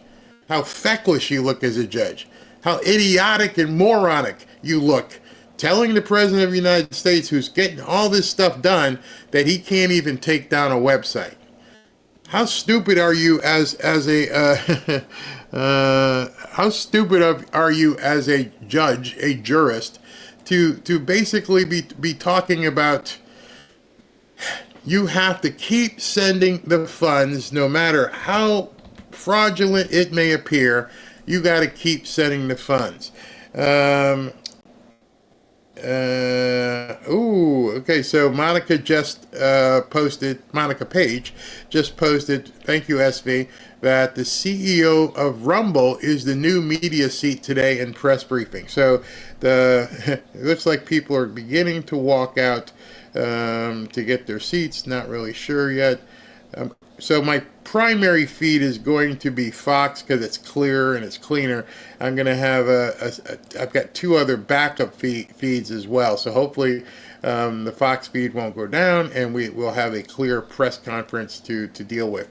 But nobody has come out as of yet. So we do have, let me see what else is going on. Yeah, so she just posted that CEO of Rumble is the new media seat today. I think that's Chris Pavlovsky, I believe, is his name, who will be in the hot seat, I'll call it. And let's call it the hot seat, because the media people hate it. They hate the fact that that's occurring. So we're still waiting. Yay, Rumble. Yeah, we're on live at Rumble right now. Breaking: Trump just announced that JD and Marco Rubio will be meeting in Munich with Zelensky's to further... Oh, where'd you get that one, SV? Oh, my goodness. You see what's happening? You all do see it. Let me see if I can put that up, SV, because for some reason my feed... Okay, this one this should let me change this one. Okay, yeah. Boom. Hold on. Let me get rid of your post there. Breaking. Just spoke to President Vladimir Zelensky of Ukraine. The conversation went very well. He, like President Putin, want to make peace. We discussed a variety of topics having to do with the war, but mostly the meeting that is being set up on Friday in Munich, where JD, Secretary of State Marco Rubio, will lead the delegation. I'm hopeful that the results of the meeting will be positive. It is time to stop this ridiculous war where there has been massive and totally unnecessary death and destruction. God bless the people of Ukraine and Russia. So I actually got ahead of myself. I just told you that. Okay, hold on. Let's get to it. Let me get here. I have a couple of updates for you this morning, or this afternoon. As you know, this morning, the President spoke to President Putin of Russia. They spoke at length, and the President released A statement following that conversation in great detail. I can also confirm that the president just recently got off the phone with President Zelensky of Ukraine. His truth is as follows. I just spoke to President Zelensky of Ukraine. The conversation went very well. He, like President Putin, wants to make peace. We discussed a variety of topics having to do with the war, but mostly the meeting that is being set up on Friday in Munich, where Vice President J.D. Vance and Secretary of State Marco Rubio will lead the delegation. I am hopeful that the results of that meeting will be positive. It is time to stop this ridiculous war where there has been massive and totally unnecessary death and destruction. God bless the people of Russia and Ukraine. I myself just spoke to the president about these calls, and he told me to tell all of you they were very good calls. They were very positive, and the administration is wholeheartedly committed to a peace deal to end once and for all the Russia-Ukraine war. More on that later. I'm sure you'll have more questions to ask. This week, the president has continued to deliver on his promises to the American people. According to new polling that was released at the beginning of this week by CBS News, an overwhelming 70% of Americans said that President Trump is following through on what he pledged to do during his historic campaign. The poll also revealed that Americans see President Trump as a tough, energetic, focused, and effective leader fighting hard to improve their lives and our country. And yesterday, in particular, was a truly special day for the United States of America. Thanks to the great leadership of President Trump and the strong and tough leadership of President Trump, Mark Fogel, an American teacher detained by Russia, was returned to American soil and met with the president here at the White House last night. Special Envoy Steve Witkoff and the rest of President Trump's incredible national security team helped to negotiate the exchange that secured Mark Fogel's release. This event shows a good faith effort from Russia, and it's a sign, as I just said, that we are moving in the right direction to end this brutal war. Malphine Fogel, Mark's 95-year-old mother, was understandably very worried that she would never see her son again after his arrest in 2021. Mrs. Fogel was actually slated to join President Trump on stage at the July 13th Butler, Pennsylvania rally to speak out for Mark. And then the infamous assassination attempt against President Trump took place. But that day, before the rally, President Trump promised Mark's mother that when he returned to the White House, he would bring her son home. God saved President Trump's life on that day in Butler, Pennsylvania, and now Mark Fogel is back home safely with his family as a result. God is good. The president also continues to bring back common sense to our government. This week, he signed an EO to end the procurement and forced use of paper straws. Taxpayer dollars were wasted on these non-functional and massively unpopular products for no other reason than it made radical activists feel good about themselves. And on trade, President Trump continues to take bold action to protect America's critical steel and aluminum industries, much like he did in his first term. And the president signed proclamations to close existing loopholes and exemptions to restore a true 25% tariff on steel and elevate the tariff on aluminum to 25% as well. This administration believes these tariffs will protect our national security and put American workers first. And in the Oval Office yesterday with Elon Musk, President Trump took further action to make our federal government more efficient and effective. He signed an EO implementing the DOGE Workforce Optimization Initiative. Now agency heads will coordinate and consult with DOGE to significantly shrink the size of the federal workforce and limit hiring to essential positions only. The unaccountable bureaucracy will finally be reined in. On another important matter this morning, Senate Republicans continued to confirm President Trump's exceptionally qualified nominees, most recently Director of National Intelligence Tulsi Gabbard, who will be joining us later at the White House for her swearing-in ceremony. It's imperative that the remainder of the president's cabinet nominees are confirmed as quickly as possible. On another important matter this week, illegal alien criminals continue to be arrested and sent home as part of the ongoing mass deportation effort of the Trump administration. Just this week, 2 planes with 190 Venezuelan illegal aliens arrived in the Venezuelan capital from Fort Bliss, Texas. Here are some of the criminal illegal aliens who were arrested in the country this past week. ICE Atlanta arrested a citizen of Nigeria who had been convicted of money laundering. ICE San Antonio arrested a citizen of Mexico who had been convicted of assault. ICE Denver arrested a citizen of Mexico who had been convicted of aggravated assault. And ICE Houston arrested a citizen of Mexico who had been convicted of aggravated assault. Now, before I take questions, I would like to address an extremely dishonest narrative that we've seen emerging over the past few days. Many outlets in this room have been fear-mongering the American people into believing there is a constitutional crisis taking place here at the White House. I've been hearing those words a lot lately. But in fact, the real constitutional crisis is taking place within our judicial branch, where district court judges in liberal districts across the country are abusing their power to unilaterally block President Trump's basic executive authority. We believe these judges are acting as judicial activists rather than honest arbiters of the law. And they have issued at least 12 injunctions against this administration in the past 14 days, often without citing any evidence or grounds for their lawsuits. This is part of a larger concerted effort by Democrat activists and nothing more than the continuation of the weaponization of justice against President Trump. Quick news flash to these liberal judges who are supporting their obstructionist efforts: 77 million Americans voted to elect this president. And each injunction is an abuse of the rule of law and an attempt to thwart the will of the people. As the president clearly stated in the Oval Office yesterday, we will comply with the law in the courts, but we will also continue to seek every legal remedy to ultimately overturn these radical injunctions and ensure President Trump's policies can be enacted. So here in our new media seat today, we have Chris Pavlovsky, an entrepreneur who has a strong passion for protecting freedom of speech.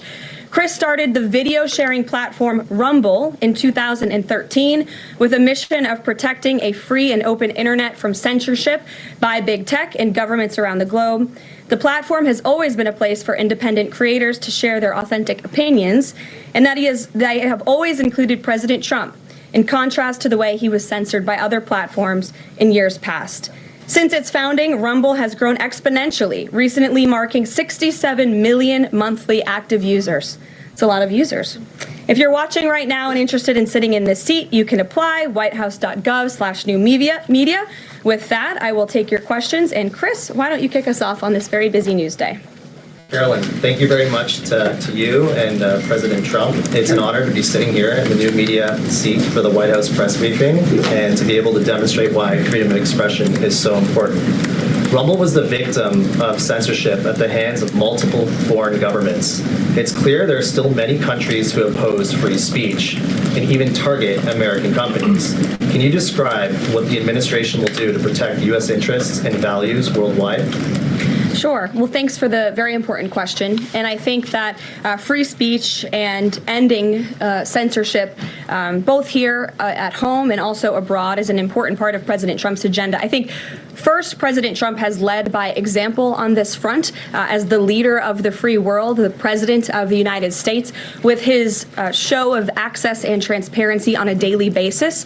The president takes questions from all of you almost every single day and really reveals what he's thinking and feeling, and I think that serves as a great example to the rest of the world. As for tangible actions that the president has signed, he did sign an executive order, I believe on day one, certainly within the first week of this administration, to restore free speech and stop government-sponsored censorship here at home. And the EO made it very clear that federal employees are not allowed to engage in any activity that would infringe upon the American people's right of free expression. So I think the president has led quite strongly on this. And I would just add, this is part of the reason we have a new media seat, to invite new voices into this room. Again, we're going to need to expand this room because so many people are interested, and we're very excited about that. It's a privilege to cover this White House, but we want all voices to be heard. So thanks for being us with here, Chris, and I hope you enjoy the briefing. Sure. Jordan. Thanks, Caroline.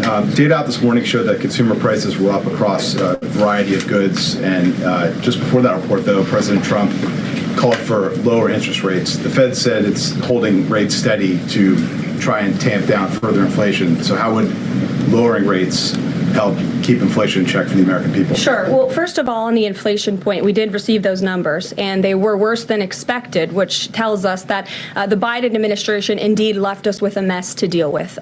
It's far worse than I think anybody anticipated, because unfortunately the previous administration was not transparent in where the economy truly was. We know people at this very podium told the American people that inflation was transitory and that it would go away. That was not the case. And now the last report of the Biden administration, as revealed today, shows that inflation is still about 4.5% higher over the past 3 months. This is an indictment on the Biden administration's mismanagement of the inflation crisis and their lack of transparency in addressing it. As for tackling inflation and interest rates, the president has made his position on this very clear. He wants interest rates to be lower. He wants inflation to be lower. And he believes that the whole of government economic approach that this administration is taking will result in lower inflation. I have said that from this podium many times. The president had record low interest rates and inflation rates in his first term. He believes that the economy can handle it and withstand it.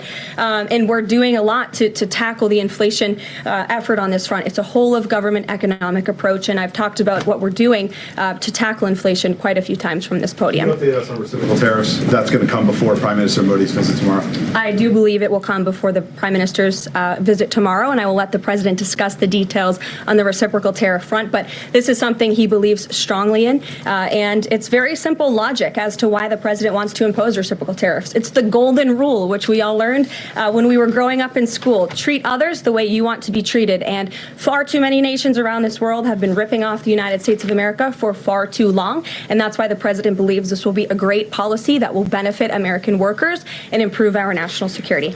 JJ. On DOGE and the fraud claims, Elon Musk in the Oval yesterday gave us some information on that. We're just wondering if there's some proof, evidence. Is the White House willing to share evidence of those fraud claims, or can Elon Musk come to the briefing room and share material evidence of what he's talking about? Sure. I would love for Elon Musk to come to the briefing room. That's why we had him go to the Oval Office yesterday, where I think he provided great answers. He was speaking in layman's terms, speaking common sense to all of you in the media, but also to Americans at home. But I would say especially to all of you in the media, because I think it's a real fallacy that there's this alleged lack of transparency when it comes to DOGE. President Trump and Elon Musk have been incredibly transparent on what DOGE is doing. There is an X account with the DOGE handle. They are tweeting out what they are doing on a daily basis. They have a website where they are posting the receipts of the contracts that they are reviewing and the payments that they have stopped from going out the door. The secretaries of our departments have stopped from going out the door. And I would also say that before it was Elon Musk making our government efficient and accountable, it was some unnamed bureaucrat that none of you knew. Elon Musk is the richest man in the world. He's also now one of the most highly scrutinized men in the world alongside President Trump because of what he's doing and the access that he is allowing. So there's great transparency. As for the actual receipts, we are happy to provide them, and I actually brought some today because all of you know I love to bring the receipts. We have contracts upon contracts that we can send and provide this information to you. Let me be very clear. We are not trying to hide anything. We have been incredibly transparent, and we will continue to be. These are screenshots of contracts that DOGE found across our government. This is a DEI contract, $36,000 for U.S. citizenship and immigration services. That is against the president's policies and his America First agenda. This is a $3.4 million contract, a council for innovation at the U.S. Patent and Trademark Office, Department of Commerce, another DEI contract that DOGE identified. I can continue to go through these. Oh, I love this one, $57,000 for climate change in Sri Lanka. What is this doing to continue the interests of the American people? Absolutely nothing. These are the line items across the federal government that DOGE is identifying daily. They're moving very fast. There's a lot of paper that we can show you, but we're happy to do it. This administration has been more than transparent about what DOGE is doing. And here's one of their tweets that they posted about the mine. I believe this is in Pennsylvania, where the federal employee retirement system is being processed. Did anybody know this was even happening in our country before Elon Musk talked about it in the Oval Office yesterday? A lot of Americans didn't. So we are providing transparency and accessibility on a daily basis when it comes to DOGE. And I also have a DOGE daily report, if anybody would like it, on all of the things that they are identifying and finding. We're happy to provide this information to you. We're talking about it every single day. Are all those things you just mentioned fraud, or are they waste, or are they just contrary to the president's policies? I would argue that all of these things are fraudulent, they are wasteful, and they are an abuse of the American taxpayer's dollar. This is not what the government should be spending money on. It's contrary to the president's priorities and agenda. And again, we can continue to provide you the receipts for all of the fraud, waste, and abuse. And if anybody in here wants to argue that the federal government is not fraudulent in some capacity, be my guest, because I think the American people watching at home would beg to differ. Caroline. Mary. Hey, more on the judges. Does the White House believe the courts have the authority to issue these nationwide injunctions? We believe that the injunctions that have been issued by these judges have no basis in the law and have no grounds. And we will, again, as the president said very clearly yesterday, comply with these orders. But it is the administration's position that we will ultimately be vindicated. And the president's executive actions that he took were completely within the law. They were constitutional. And we look forward to the day where he can continue to implement his agenda. And I would just add, it's our view that this is the continuation of the weaponization of justice that we have seen against President Trump. He fought it for 2 years on the campaign trail. It won't stop him now. Brian. Yes. I want to go back to DOGE just for a second. Earlier, the subcommittee headed by Chairman Marjorie Taylor Greene, her and her staff discovered $2.7 trillion in improper payments to Medicare, Medicaid, overseas, to people who should not have gotten it. Some of this room might have missed that press conference. Can you elaborate on what the president is thinking at this point? Well, again, that's another example. There's a very long list of the fraud, waste, and abuse that DOGE is identifying on a daily basis. Elon Musk also talked about yesterday about Social Security payments that are going out the door for people who are no longer with us. Unfortunately, I would say that is certainly fraud. There's also a lot of contracts they've identified that, just as a hypothetical example, are $1 million, but only 500,000 went out the door. So where's the rest of that cash? And so that's the thing. Those are the things that DOGE is working on every single day. And I would just remind everybody in this room, this is what President Trump campaigned on doing. He's delivering on a promise that 77 million people elected him to do. James. Thank you very much, Caroline. Two foreign policy questions, if I may. Sure. First, the statement that was released after this morning's phone calls identified Mr. Witkoff as the special envoy who will be part of the delegation that undertakes to resolve the Russia-Ukraine war. I had thought that that individual was General Kellogg, and so can you clear that up? Sure, I'd be happy to. As you mentioned, the president, in his truth, following the phone call with Vladimir Putin, said that he has asked Secretary of State Rubio, the director of the CIA, John Ratcliffe, our national security advisor here at the White House, Michael Watts, and Steve Witkoff to lead the negotiations. As for General Keith Kellogg, he remains a critical part of this team in this effort. He's played a tremendous role in getting the negotiations to this point, and he's very much still part of the Trump administration. The other subject is Iran. I took note of President Trump's comments in his Super Bowl interview with our colleague Brett Baer to the effect that he wants to do a deal with Iran. However, that interview appeared after the supreme leader of Iran, the Ayatollah Ali Khamenei, had already ruled out any additional negotiations with the United States. So kind of a two-part question. A, what gives the president any confidence that Iran will come to the table?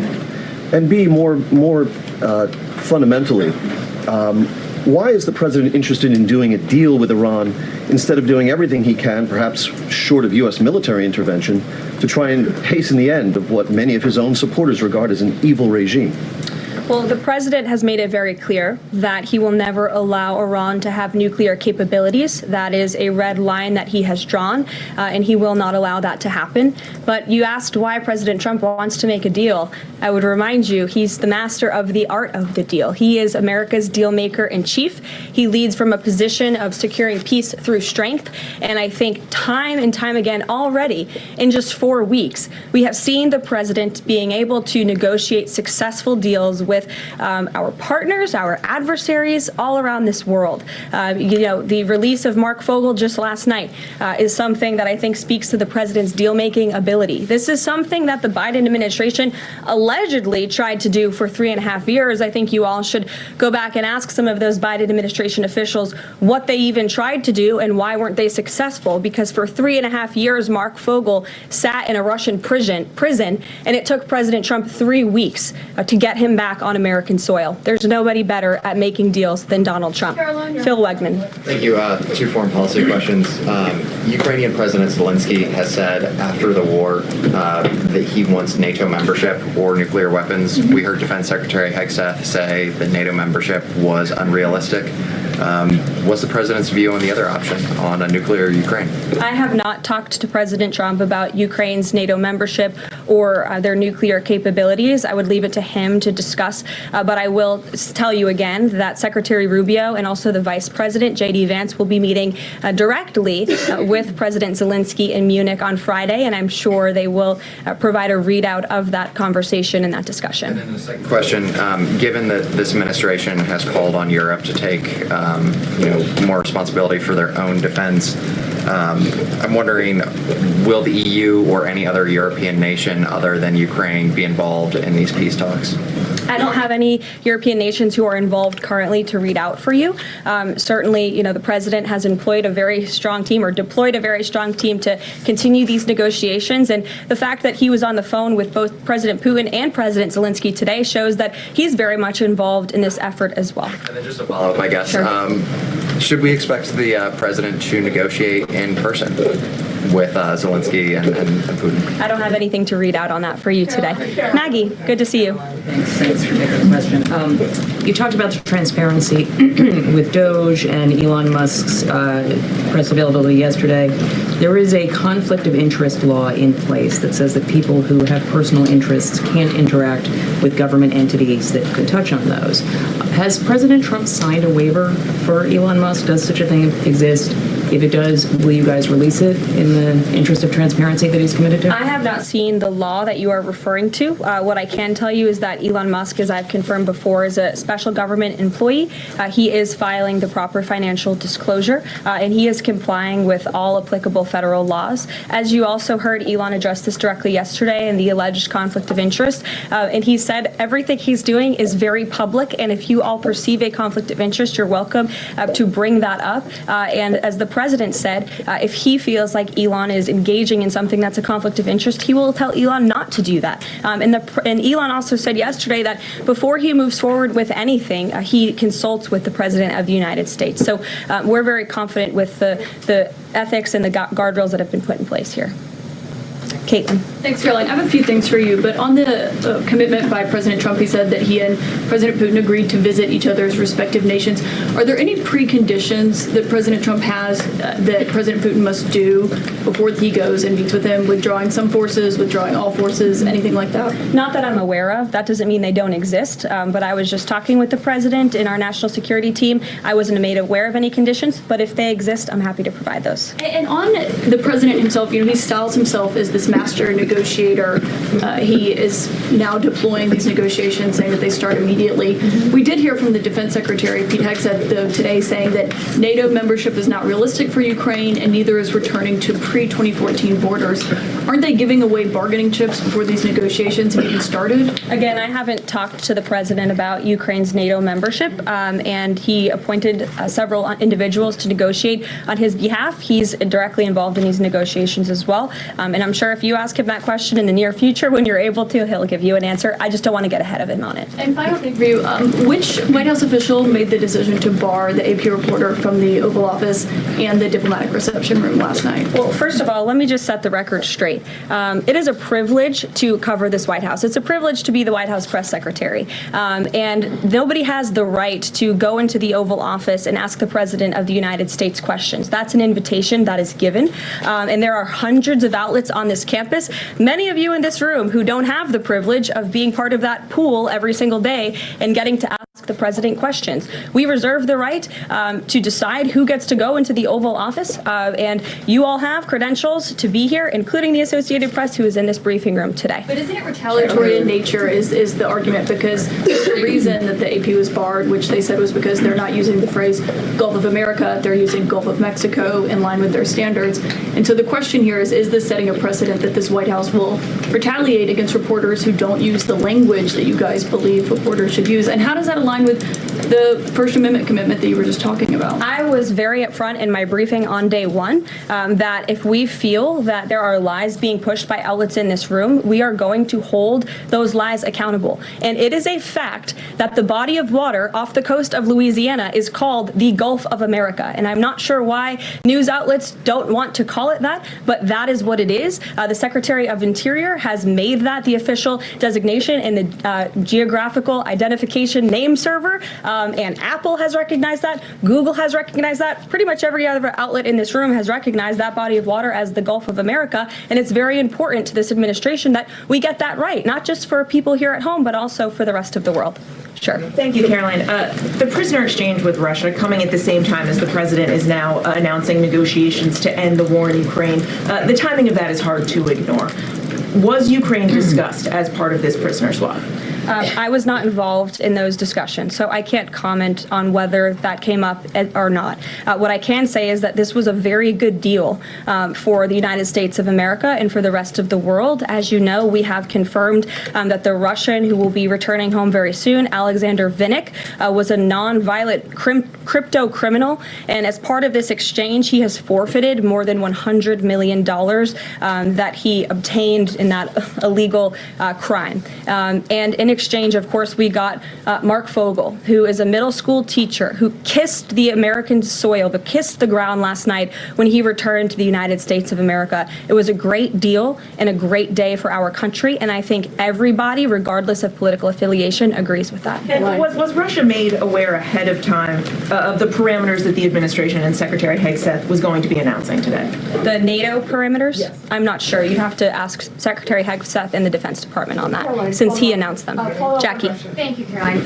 Just to be clear, so when we're listening for a shift in position on U.S. policy, should we only listen to the president and maybe not the Secretary of Defense? Because what he outlined today would represent a shift in U.S. policy. I'm not saying that. I'm just saying I speak for the President of the United States behind this podium, and I will let him discuss that. Can you tell us any more about the next hostage releases? I understand that Americans coming out today. Sure. I'm glad you asked. It speaks to President Trump's deal-making ability, and we can confirm the safe release of one American and two individuals from Belarus, one of whom worked for Radio Liberty. Out of respect for the privacy of these individuals, their request, we have no further details to announce on their identities, but we can confirm that one American was released today, and it's a remarkable victory on the heels of Mark Fogel returning to America last night. Anything on who the U.S. might be releasing in exchange? I don't have details on that at this moment. I don't have details on that at this moment. I do know that these three individuals have been released and are on their way home to their respective countries. Ouija. Caroline, thank you so much. Can you explain how President Trump envisions the war in Russia and Ukraine coming to an end?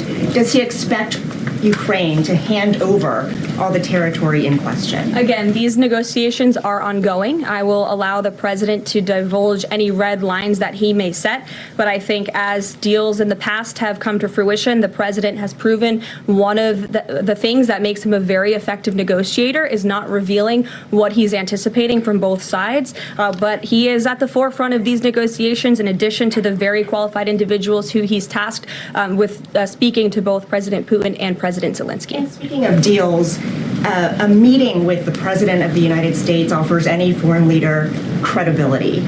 Was it part of the prisoner swap with Fogel that President Trump agreed to meet with Putin? Again, I was already asked this question. I said I was not made aware of that, but we can certainly get you an answer on that. I'll check in with the NSC. Sure, Monica. Thanks, Caroline. It's clear that this administration is dedicated to both truth and transparency. We know that with DOGE, but we also know that because this administration recently announced it's going to declassify the assassinations of Martin Luther King Jr., JFK, and RFK. I'm wondering, is it likely that we're going to see more information regarding the assassination attempts on the president's life while he was on the campaign trail? In regards to the assassination of the individuals you mentioned, President Trump signed that executive order directing the respective agencies to do it. I know that that process continues and is ongoing. He's committed to transparency and the declassification of these very important files that I think many Americans are not only interested in learning about, but also have the right to know about. As for the two heinous assassination attempts on the president's life, he's spoken to this publicly. I've spoken to him about it privately. And, as he said publicly to all of you, he feels he has a right to know about further information about the individuals who tried to kill him, tried to take his life. And so if and when we get that information, I'll leave it up to the president to decide whether or not he would like to reveal it. But I believe in the effort of transparency that we've seen consistently from this president, he certainly will. Daniel. Thanks, Caroline. I wanted to ask you about the $59 million that FEMA sent to New York City migrant hotels. Secretary Kristi Noem just put out a statement saying that she's clawed back the full payment that FEMA activists unilaterally gave to NYC migrant hotels. She wrote, "Mark my words, there will not be a single penny spent that goes against the interest and safety of the American people." What does the response of the Trump administration send to any federal bureaucrats that are thinking about obstructing the president's agenda? They will be held accountable. The president is signing executive orders daily, and he expects all officials across the administration, regardless if they are a political appointee or if they are a career bureaucrat, to adhere to the will of the American people and the 77 million Americans who reelected President Trump. He is here for a reason, and he is focused every day on implementing his administration's goals, and sending $59 million to a migrant hotel to house illegal immigrants when there are still people in North Carolina and California who have not received FEMA funding is not something that this administration is going to tolerate. Deanna. Thank you so much, Caroline. One on New York and one on Russia, please. On New York City Comptroller Brad Lander is accusing DOGE of clawing back $80 million that was intended for New York City FEMA funding. Wondering if you've heard about that figure, if that figure is accurate, and why that money was taken back. I have not heard about that figure. DOGE is moving very quickly, but I can get the receipts and gladly send them to you. I know that story is likely of great interest to the New York Post. And then one John. Russia, please. Sure. Is President Trump waiting for a kind of signal or an action from Putin to go to Russia? And would he be willing to go to Ukraine in the future? I don't have any decisions to make on the president's potential visit to Russia or any in-person meeting at this time. John. Caroline, two questions, one on foreign policy, one on domestic policy. Following up on the president's call that he had with President Putin, does the president view Russia, does he view President Putin as an ally, as a partner, as a competitor, or as an adversary? I believe this nation views Putin and Russia as a great competitor in the region, at times an adversary, but as the president has said as well, he enjoys having good diplomatic relationships with leaders around the world, finding that common ground, also calling them out when they are wrong, and leading from a position of peace through strength. That's the president's greatest strength, and we've seen that again, time and time again. And then, as you pointed out in your statement regarding the confirmation of Tulsi Gabbard, there was one Republican who voted against the nomination of Tulsi Gabbard. It was Senator Mitch McConnell. Similarly, how does the administration view Senator McConnell?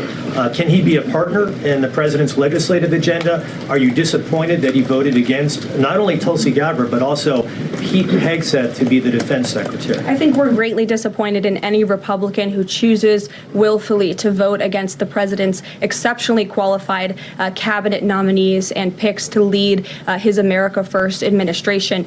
Not a single Democrat swayed from voting against President Biden's nominees, and we know how many of them turned out. They turned out to be atrocious at their jobs, leaving America much worse than they were when they took the oath of office. And so I've said it repeatedly from this podium. I addressed it at the beginning of my remarks. We expect all Republicans to vote, to stay tough and strong, vote for President Trump's nominees so we can get to work and continue to work very hard to implement this president's agenda. Sure. Thank you. Thank you, Caroline. On South Korea is currently in a chaotic situation. How does the President Trump react to the current chaotic situation in South Korea? Secondly, if South Korea needs help from United States, what role do you think the U.S. will play? Sure. I haven't spoken to the president about the ongoing situation in South Korea. I would defer you to his previous statements. And I can also see if I can get you something new from the National Security Council, who I'm very confident the officials that are focused on South Korea are on this. I just haven't spoken to them about it, but I'm happy to provide that for you. Yes. Thank you, Caroline. Does Elon Musk have power of the presidency? Absolutely not. Right. I asked that question. I asked that question because, the Democrats have been hurling insults at Elon Musk, hurling attacks, calling him President Musk. Most recently, Jamie Raskin, the congressman, took it a step further, calling for Musk's impeachment, saying that he somehow usurped the power of the presidency. What's your response? It's utterly ridiculous. Elon Musk addressed this in the Oval Office yesterday. The president addressed it as well. Elon Musk is serving at the pleasure of the president, just like everybody else on this team. He takes directives directly from the president of the United States. And I think some of the comments that you referred to are nothing more than a failed attempt from the media and from Democrats to try to sow division in this White House. We saw them do it in the first term. We're not going to let them do it in the second term. This is a unified team who is working at the pleasure of the president to do what's right for the American people. I have one more quick housekeeping note before I leave you all today. The president wanted me to share with all of you that he had a wonderful meeting with King Abdullah of Jordan yesterday. They discussed many things, including the Gaza Strip and its future at great length. The king would much prefer that the Palestinians stay in place, with the additional land to be used for new development, which would greatly create jobs at levels never seen before. But the president feels it would be much better and more majestic if these Palestinians could be moved to safer areas. I would just add to that the president remains wholeheartedly committed to seeing peace in the Middle East, and our Arab partners in the region have been tasked with coming up with a peace plan to present to the president. That is ongoing. King Abdullah mentioned that yesterday. He also committed to accepting 2,000 sick children from the Gaza Strip, which the president called a beautiful gesture. So the administration continues to work with our Arab partners in the region. We stand closely with our ally Israel, and the president has presented this big, new, bold idea to secure peace in the Middle East, and he is not going to waver from that. And we look forward to seeing that goal of this administration achieved as well. Thank you very much, everybody, and we'll see you very soon. Have a great day. All right, and so in. Ooh, she is not Raggedy Andy. That's a whole different kind of press secretary out there right now. Boom, boom, boom. Just kicking butt. Couple things I want to touch on that she talked about. And what you're beginning to see now is the evolution of another talking point from the Democrats. And it was awesome because she was ready for it. You've seen it bubbling up. Now their new talking point is everything that, Elon Musk and DOGE have been finding. We've seen no proof that it's actually happening. This is probably the easiest thing ever to prove. Here's your receipt. And they didn't think she was going to be ready. Bam. Here you go, right there. Bam. Dropped another one on you. You want some more?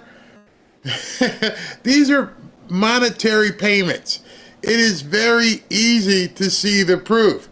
You may not be in a position to see the proof, which in my estimation was a trick question on two parts.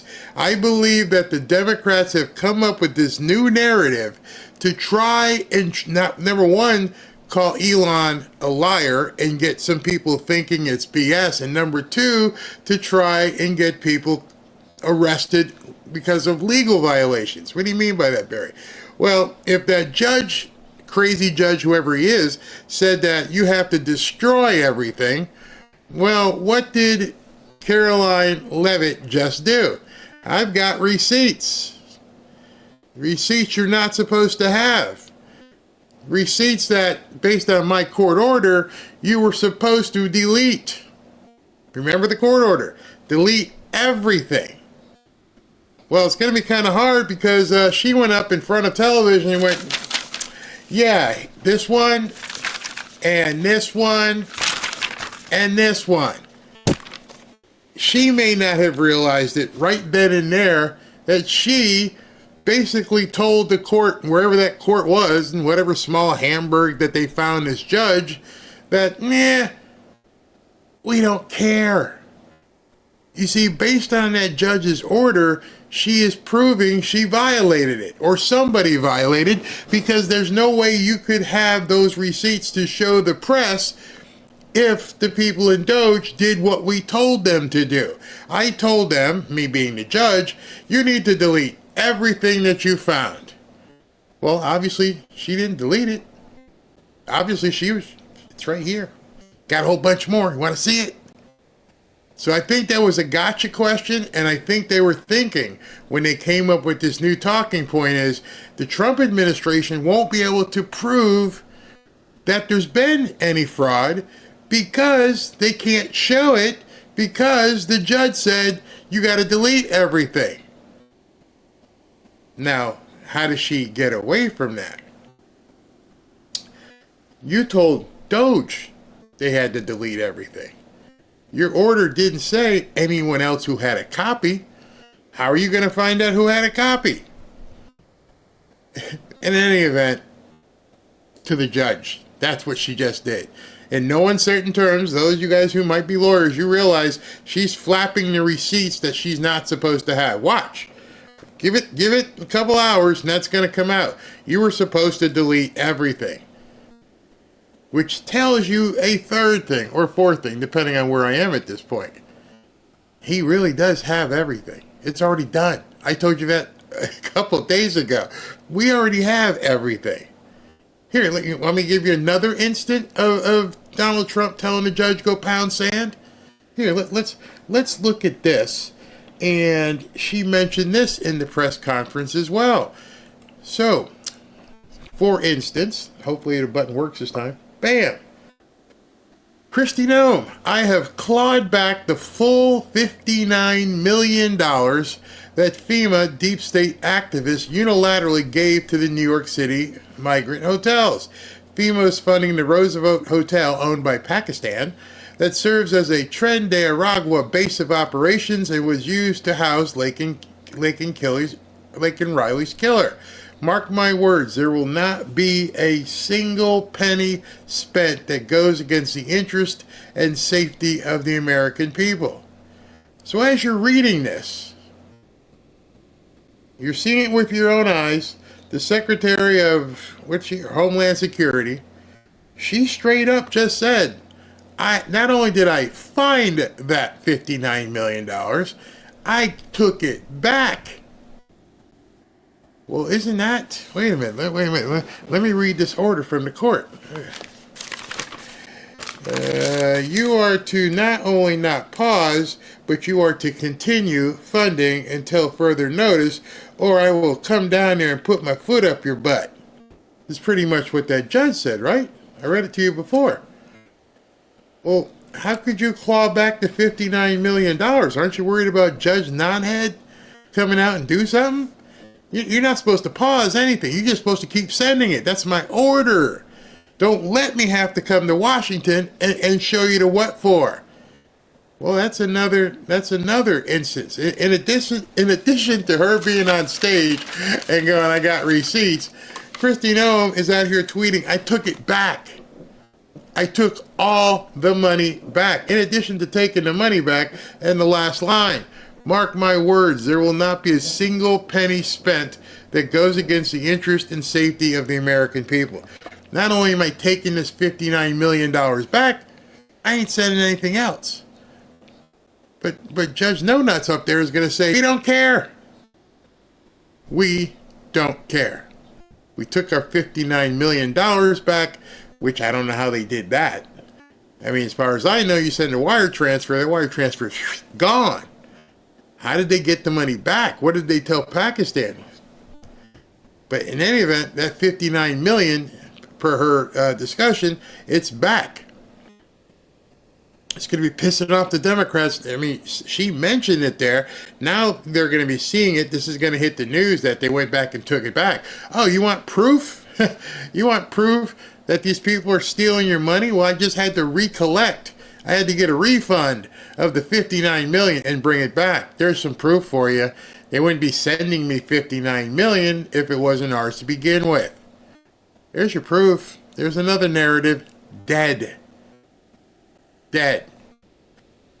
And the other thing I want to touch on is the arrogance, the ill-conceived arrogance of the media. Miss Caitlin Collins, she's upset because the White House lashed out at a reporter who brazenly lied, and complaining that someone who lied was told they couldn't come into the press room.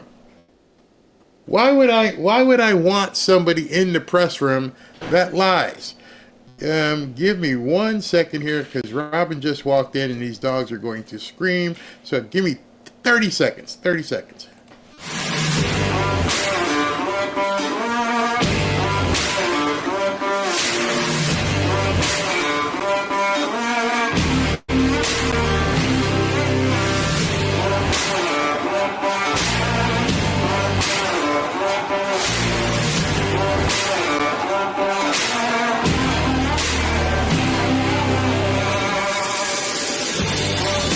So that wasn't even 30 seconds. I'm back. So why would you want someone in a press conference, in the press room, in the media seats, who you know is going to lie? So she quickly put her right in her place. Well, it's been designated as the Gulf of America. That is the name. Your president has declared it Gulf of America. Apple calls it Gulf of America. Google Maps, Gulf of America. You don't have the opportunity. You don't have the right. Like she said, you have a privilege being in here. You don't deserve to be in here. It's not a right. And so part of that privilege is telling the truth. You are telling the entirety of America at this point, as Caitlin Collins said, they're able to call things how they want to. That's just the antithesis of being truthful. It is. You can't call this. Well, you could say the sky is green, but then you look like a freaking idiot. So you saying it's the Gulf of Mexico for whatever reason? Why does that bother you? Why is that such a problem for the left that it's now called the Gulf of America? See, that's the bigger issue in this. You're resisting to the point where you don't even want to call it the Gulf of America, when now everybody's going to have to. But you didn't have any problem calling Fort Bragg Fort Liberty. Oh, yeah, that's great. Yeah, let's call Fort Liberty. You don't have any problem calling a boy or girl. Oh, sorry, I'm not supposed to go there. You see, now you can't lie anymore. See, that's the problem. Now you have to be truthful, and someone's going to hold you accountable for your actions. I don't have to let you in this room. You want to lie? Go do it on your website. You want to lie? Go do it on your network. I don't have to let you do it here. And so Caitlin probably waddled off to the camera wherever her tent was outside of the White House and complained to everybody who is watching that Trump is doing things and they're seeking retribution against reporters that what? That lie? You can't just change truth to suit you because you don't like the president.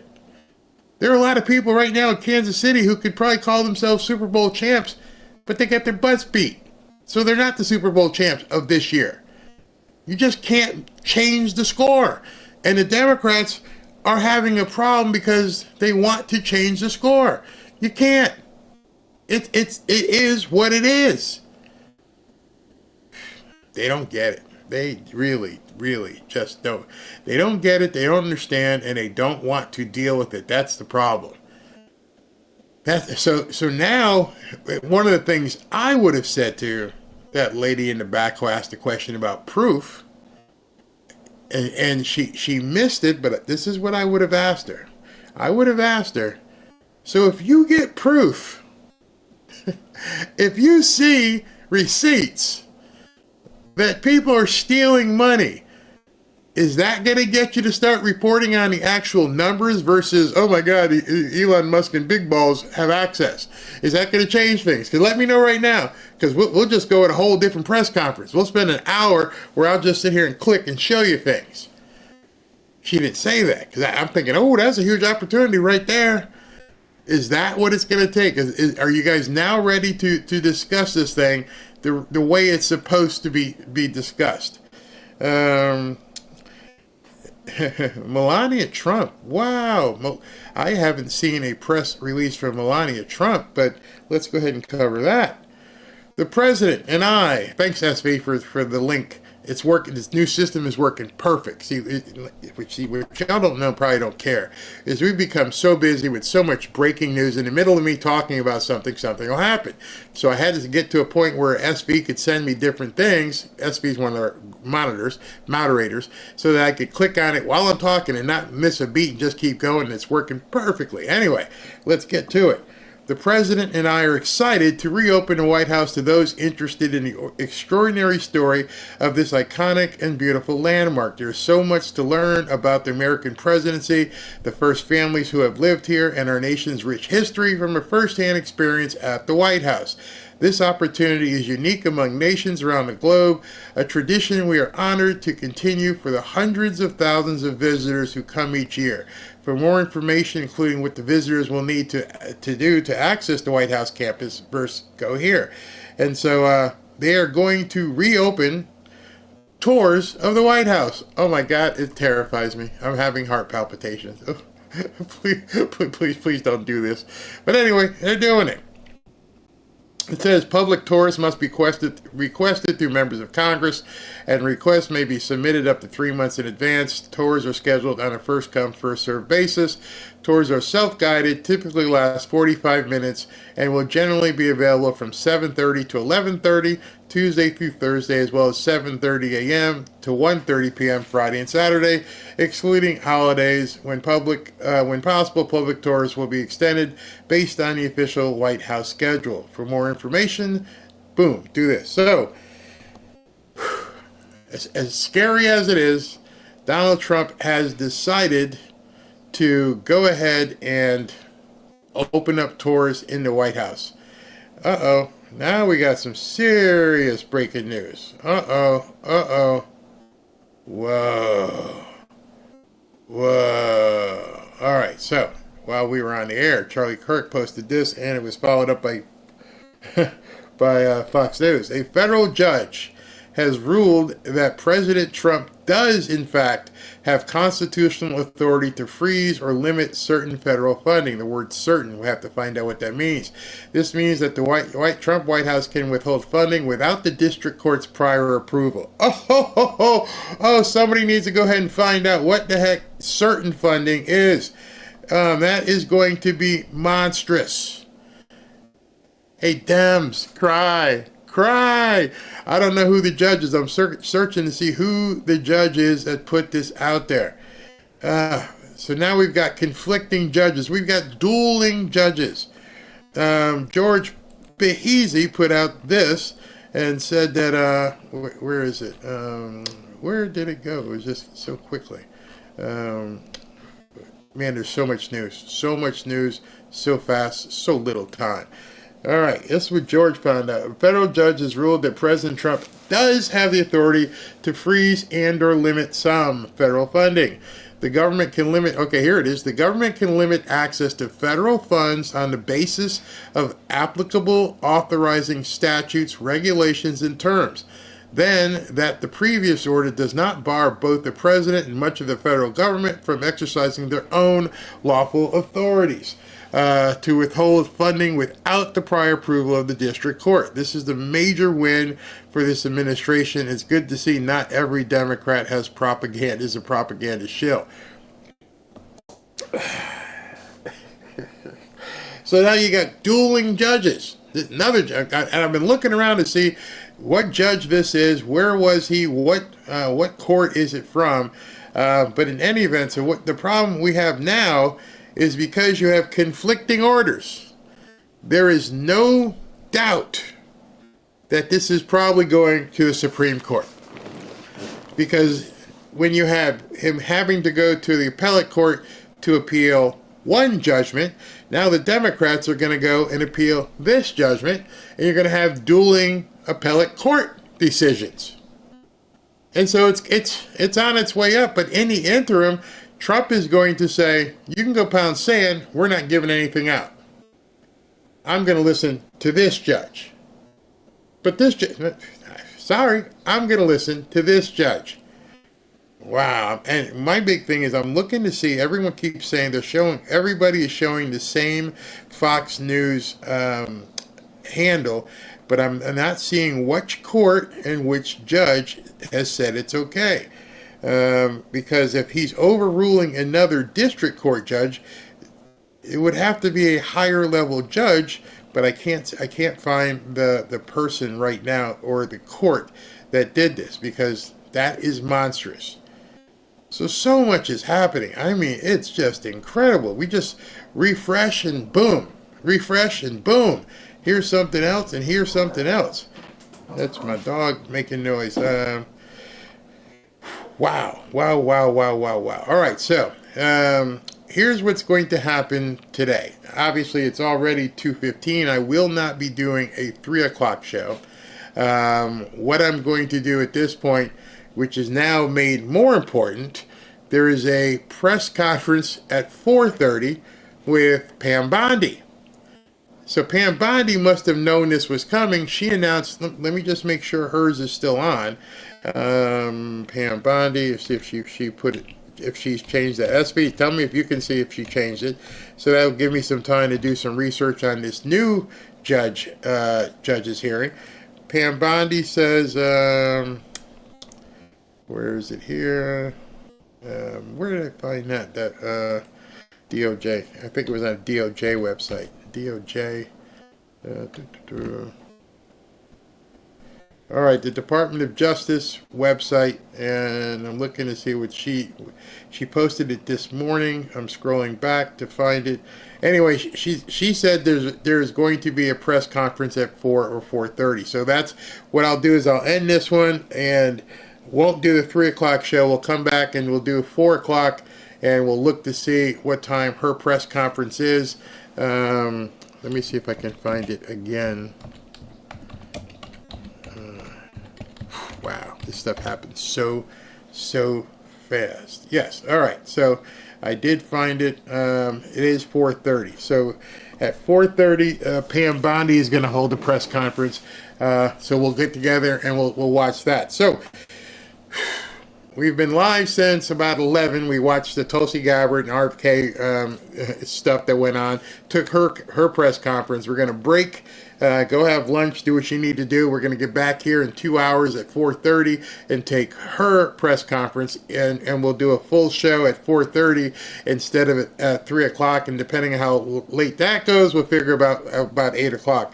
But I just want to let you know, at 4:30, right after she's done, I'm probably going to show you guys the DOGE hearing, which is amazing. And I have something on this judge that I want you to see. We have found some information that was given to us. I'll let you know right at the 4:30 time where we got the information. But there's some amazing information about this Judge McConnell that put all this stuff out about Trump.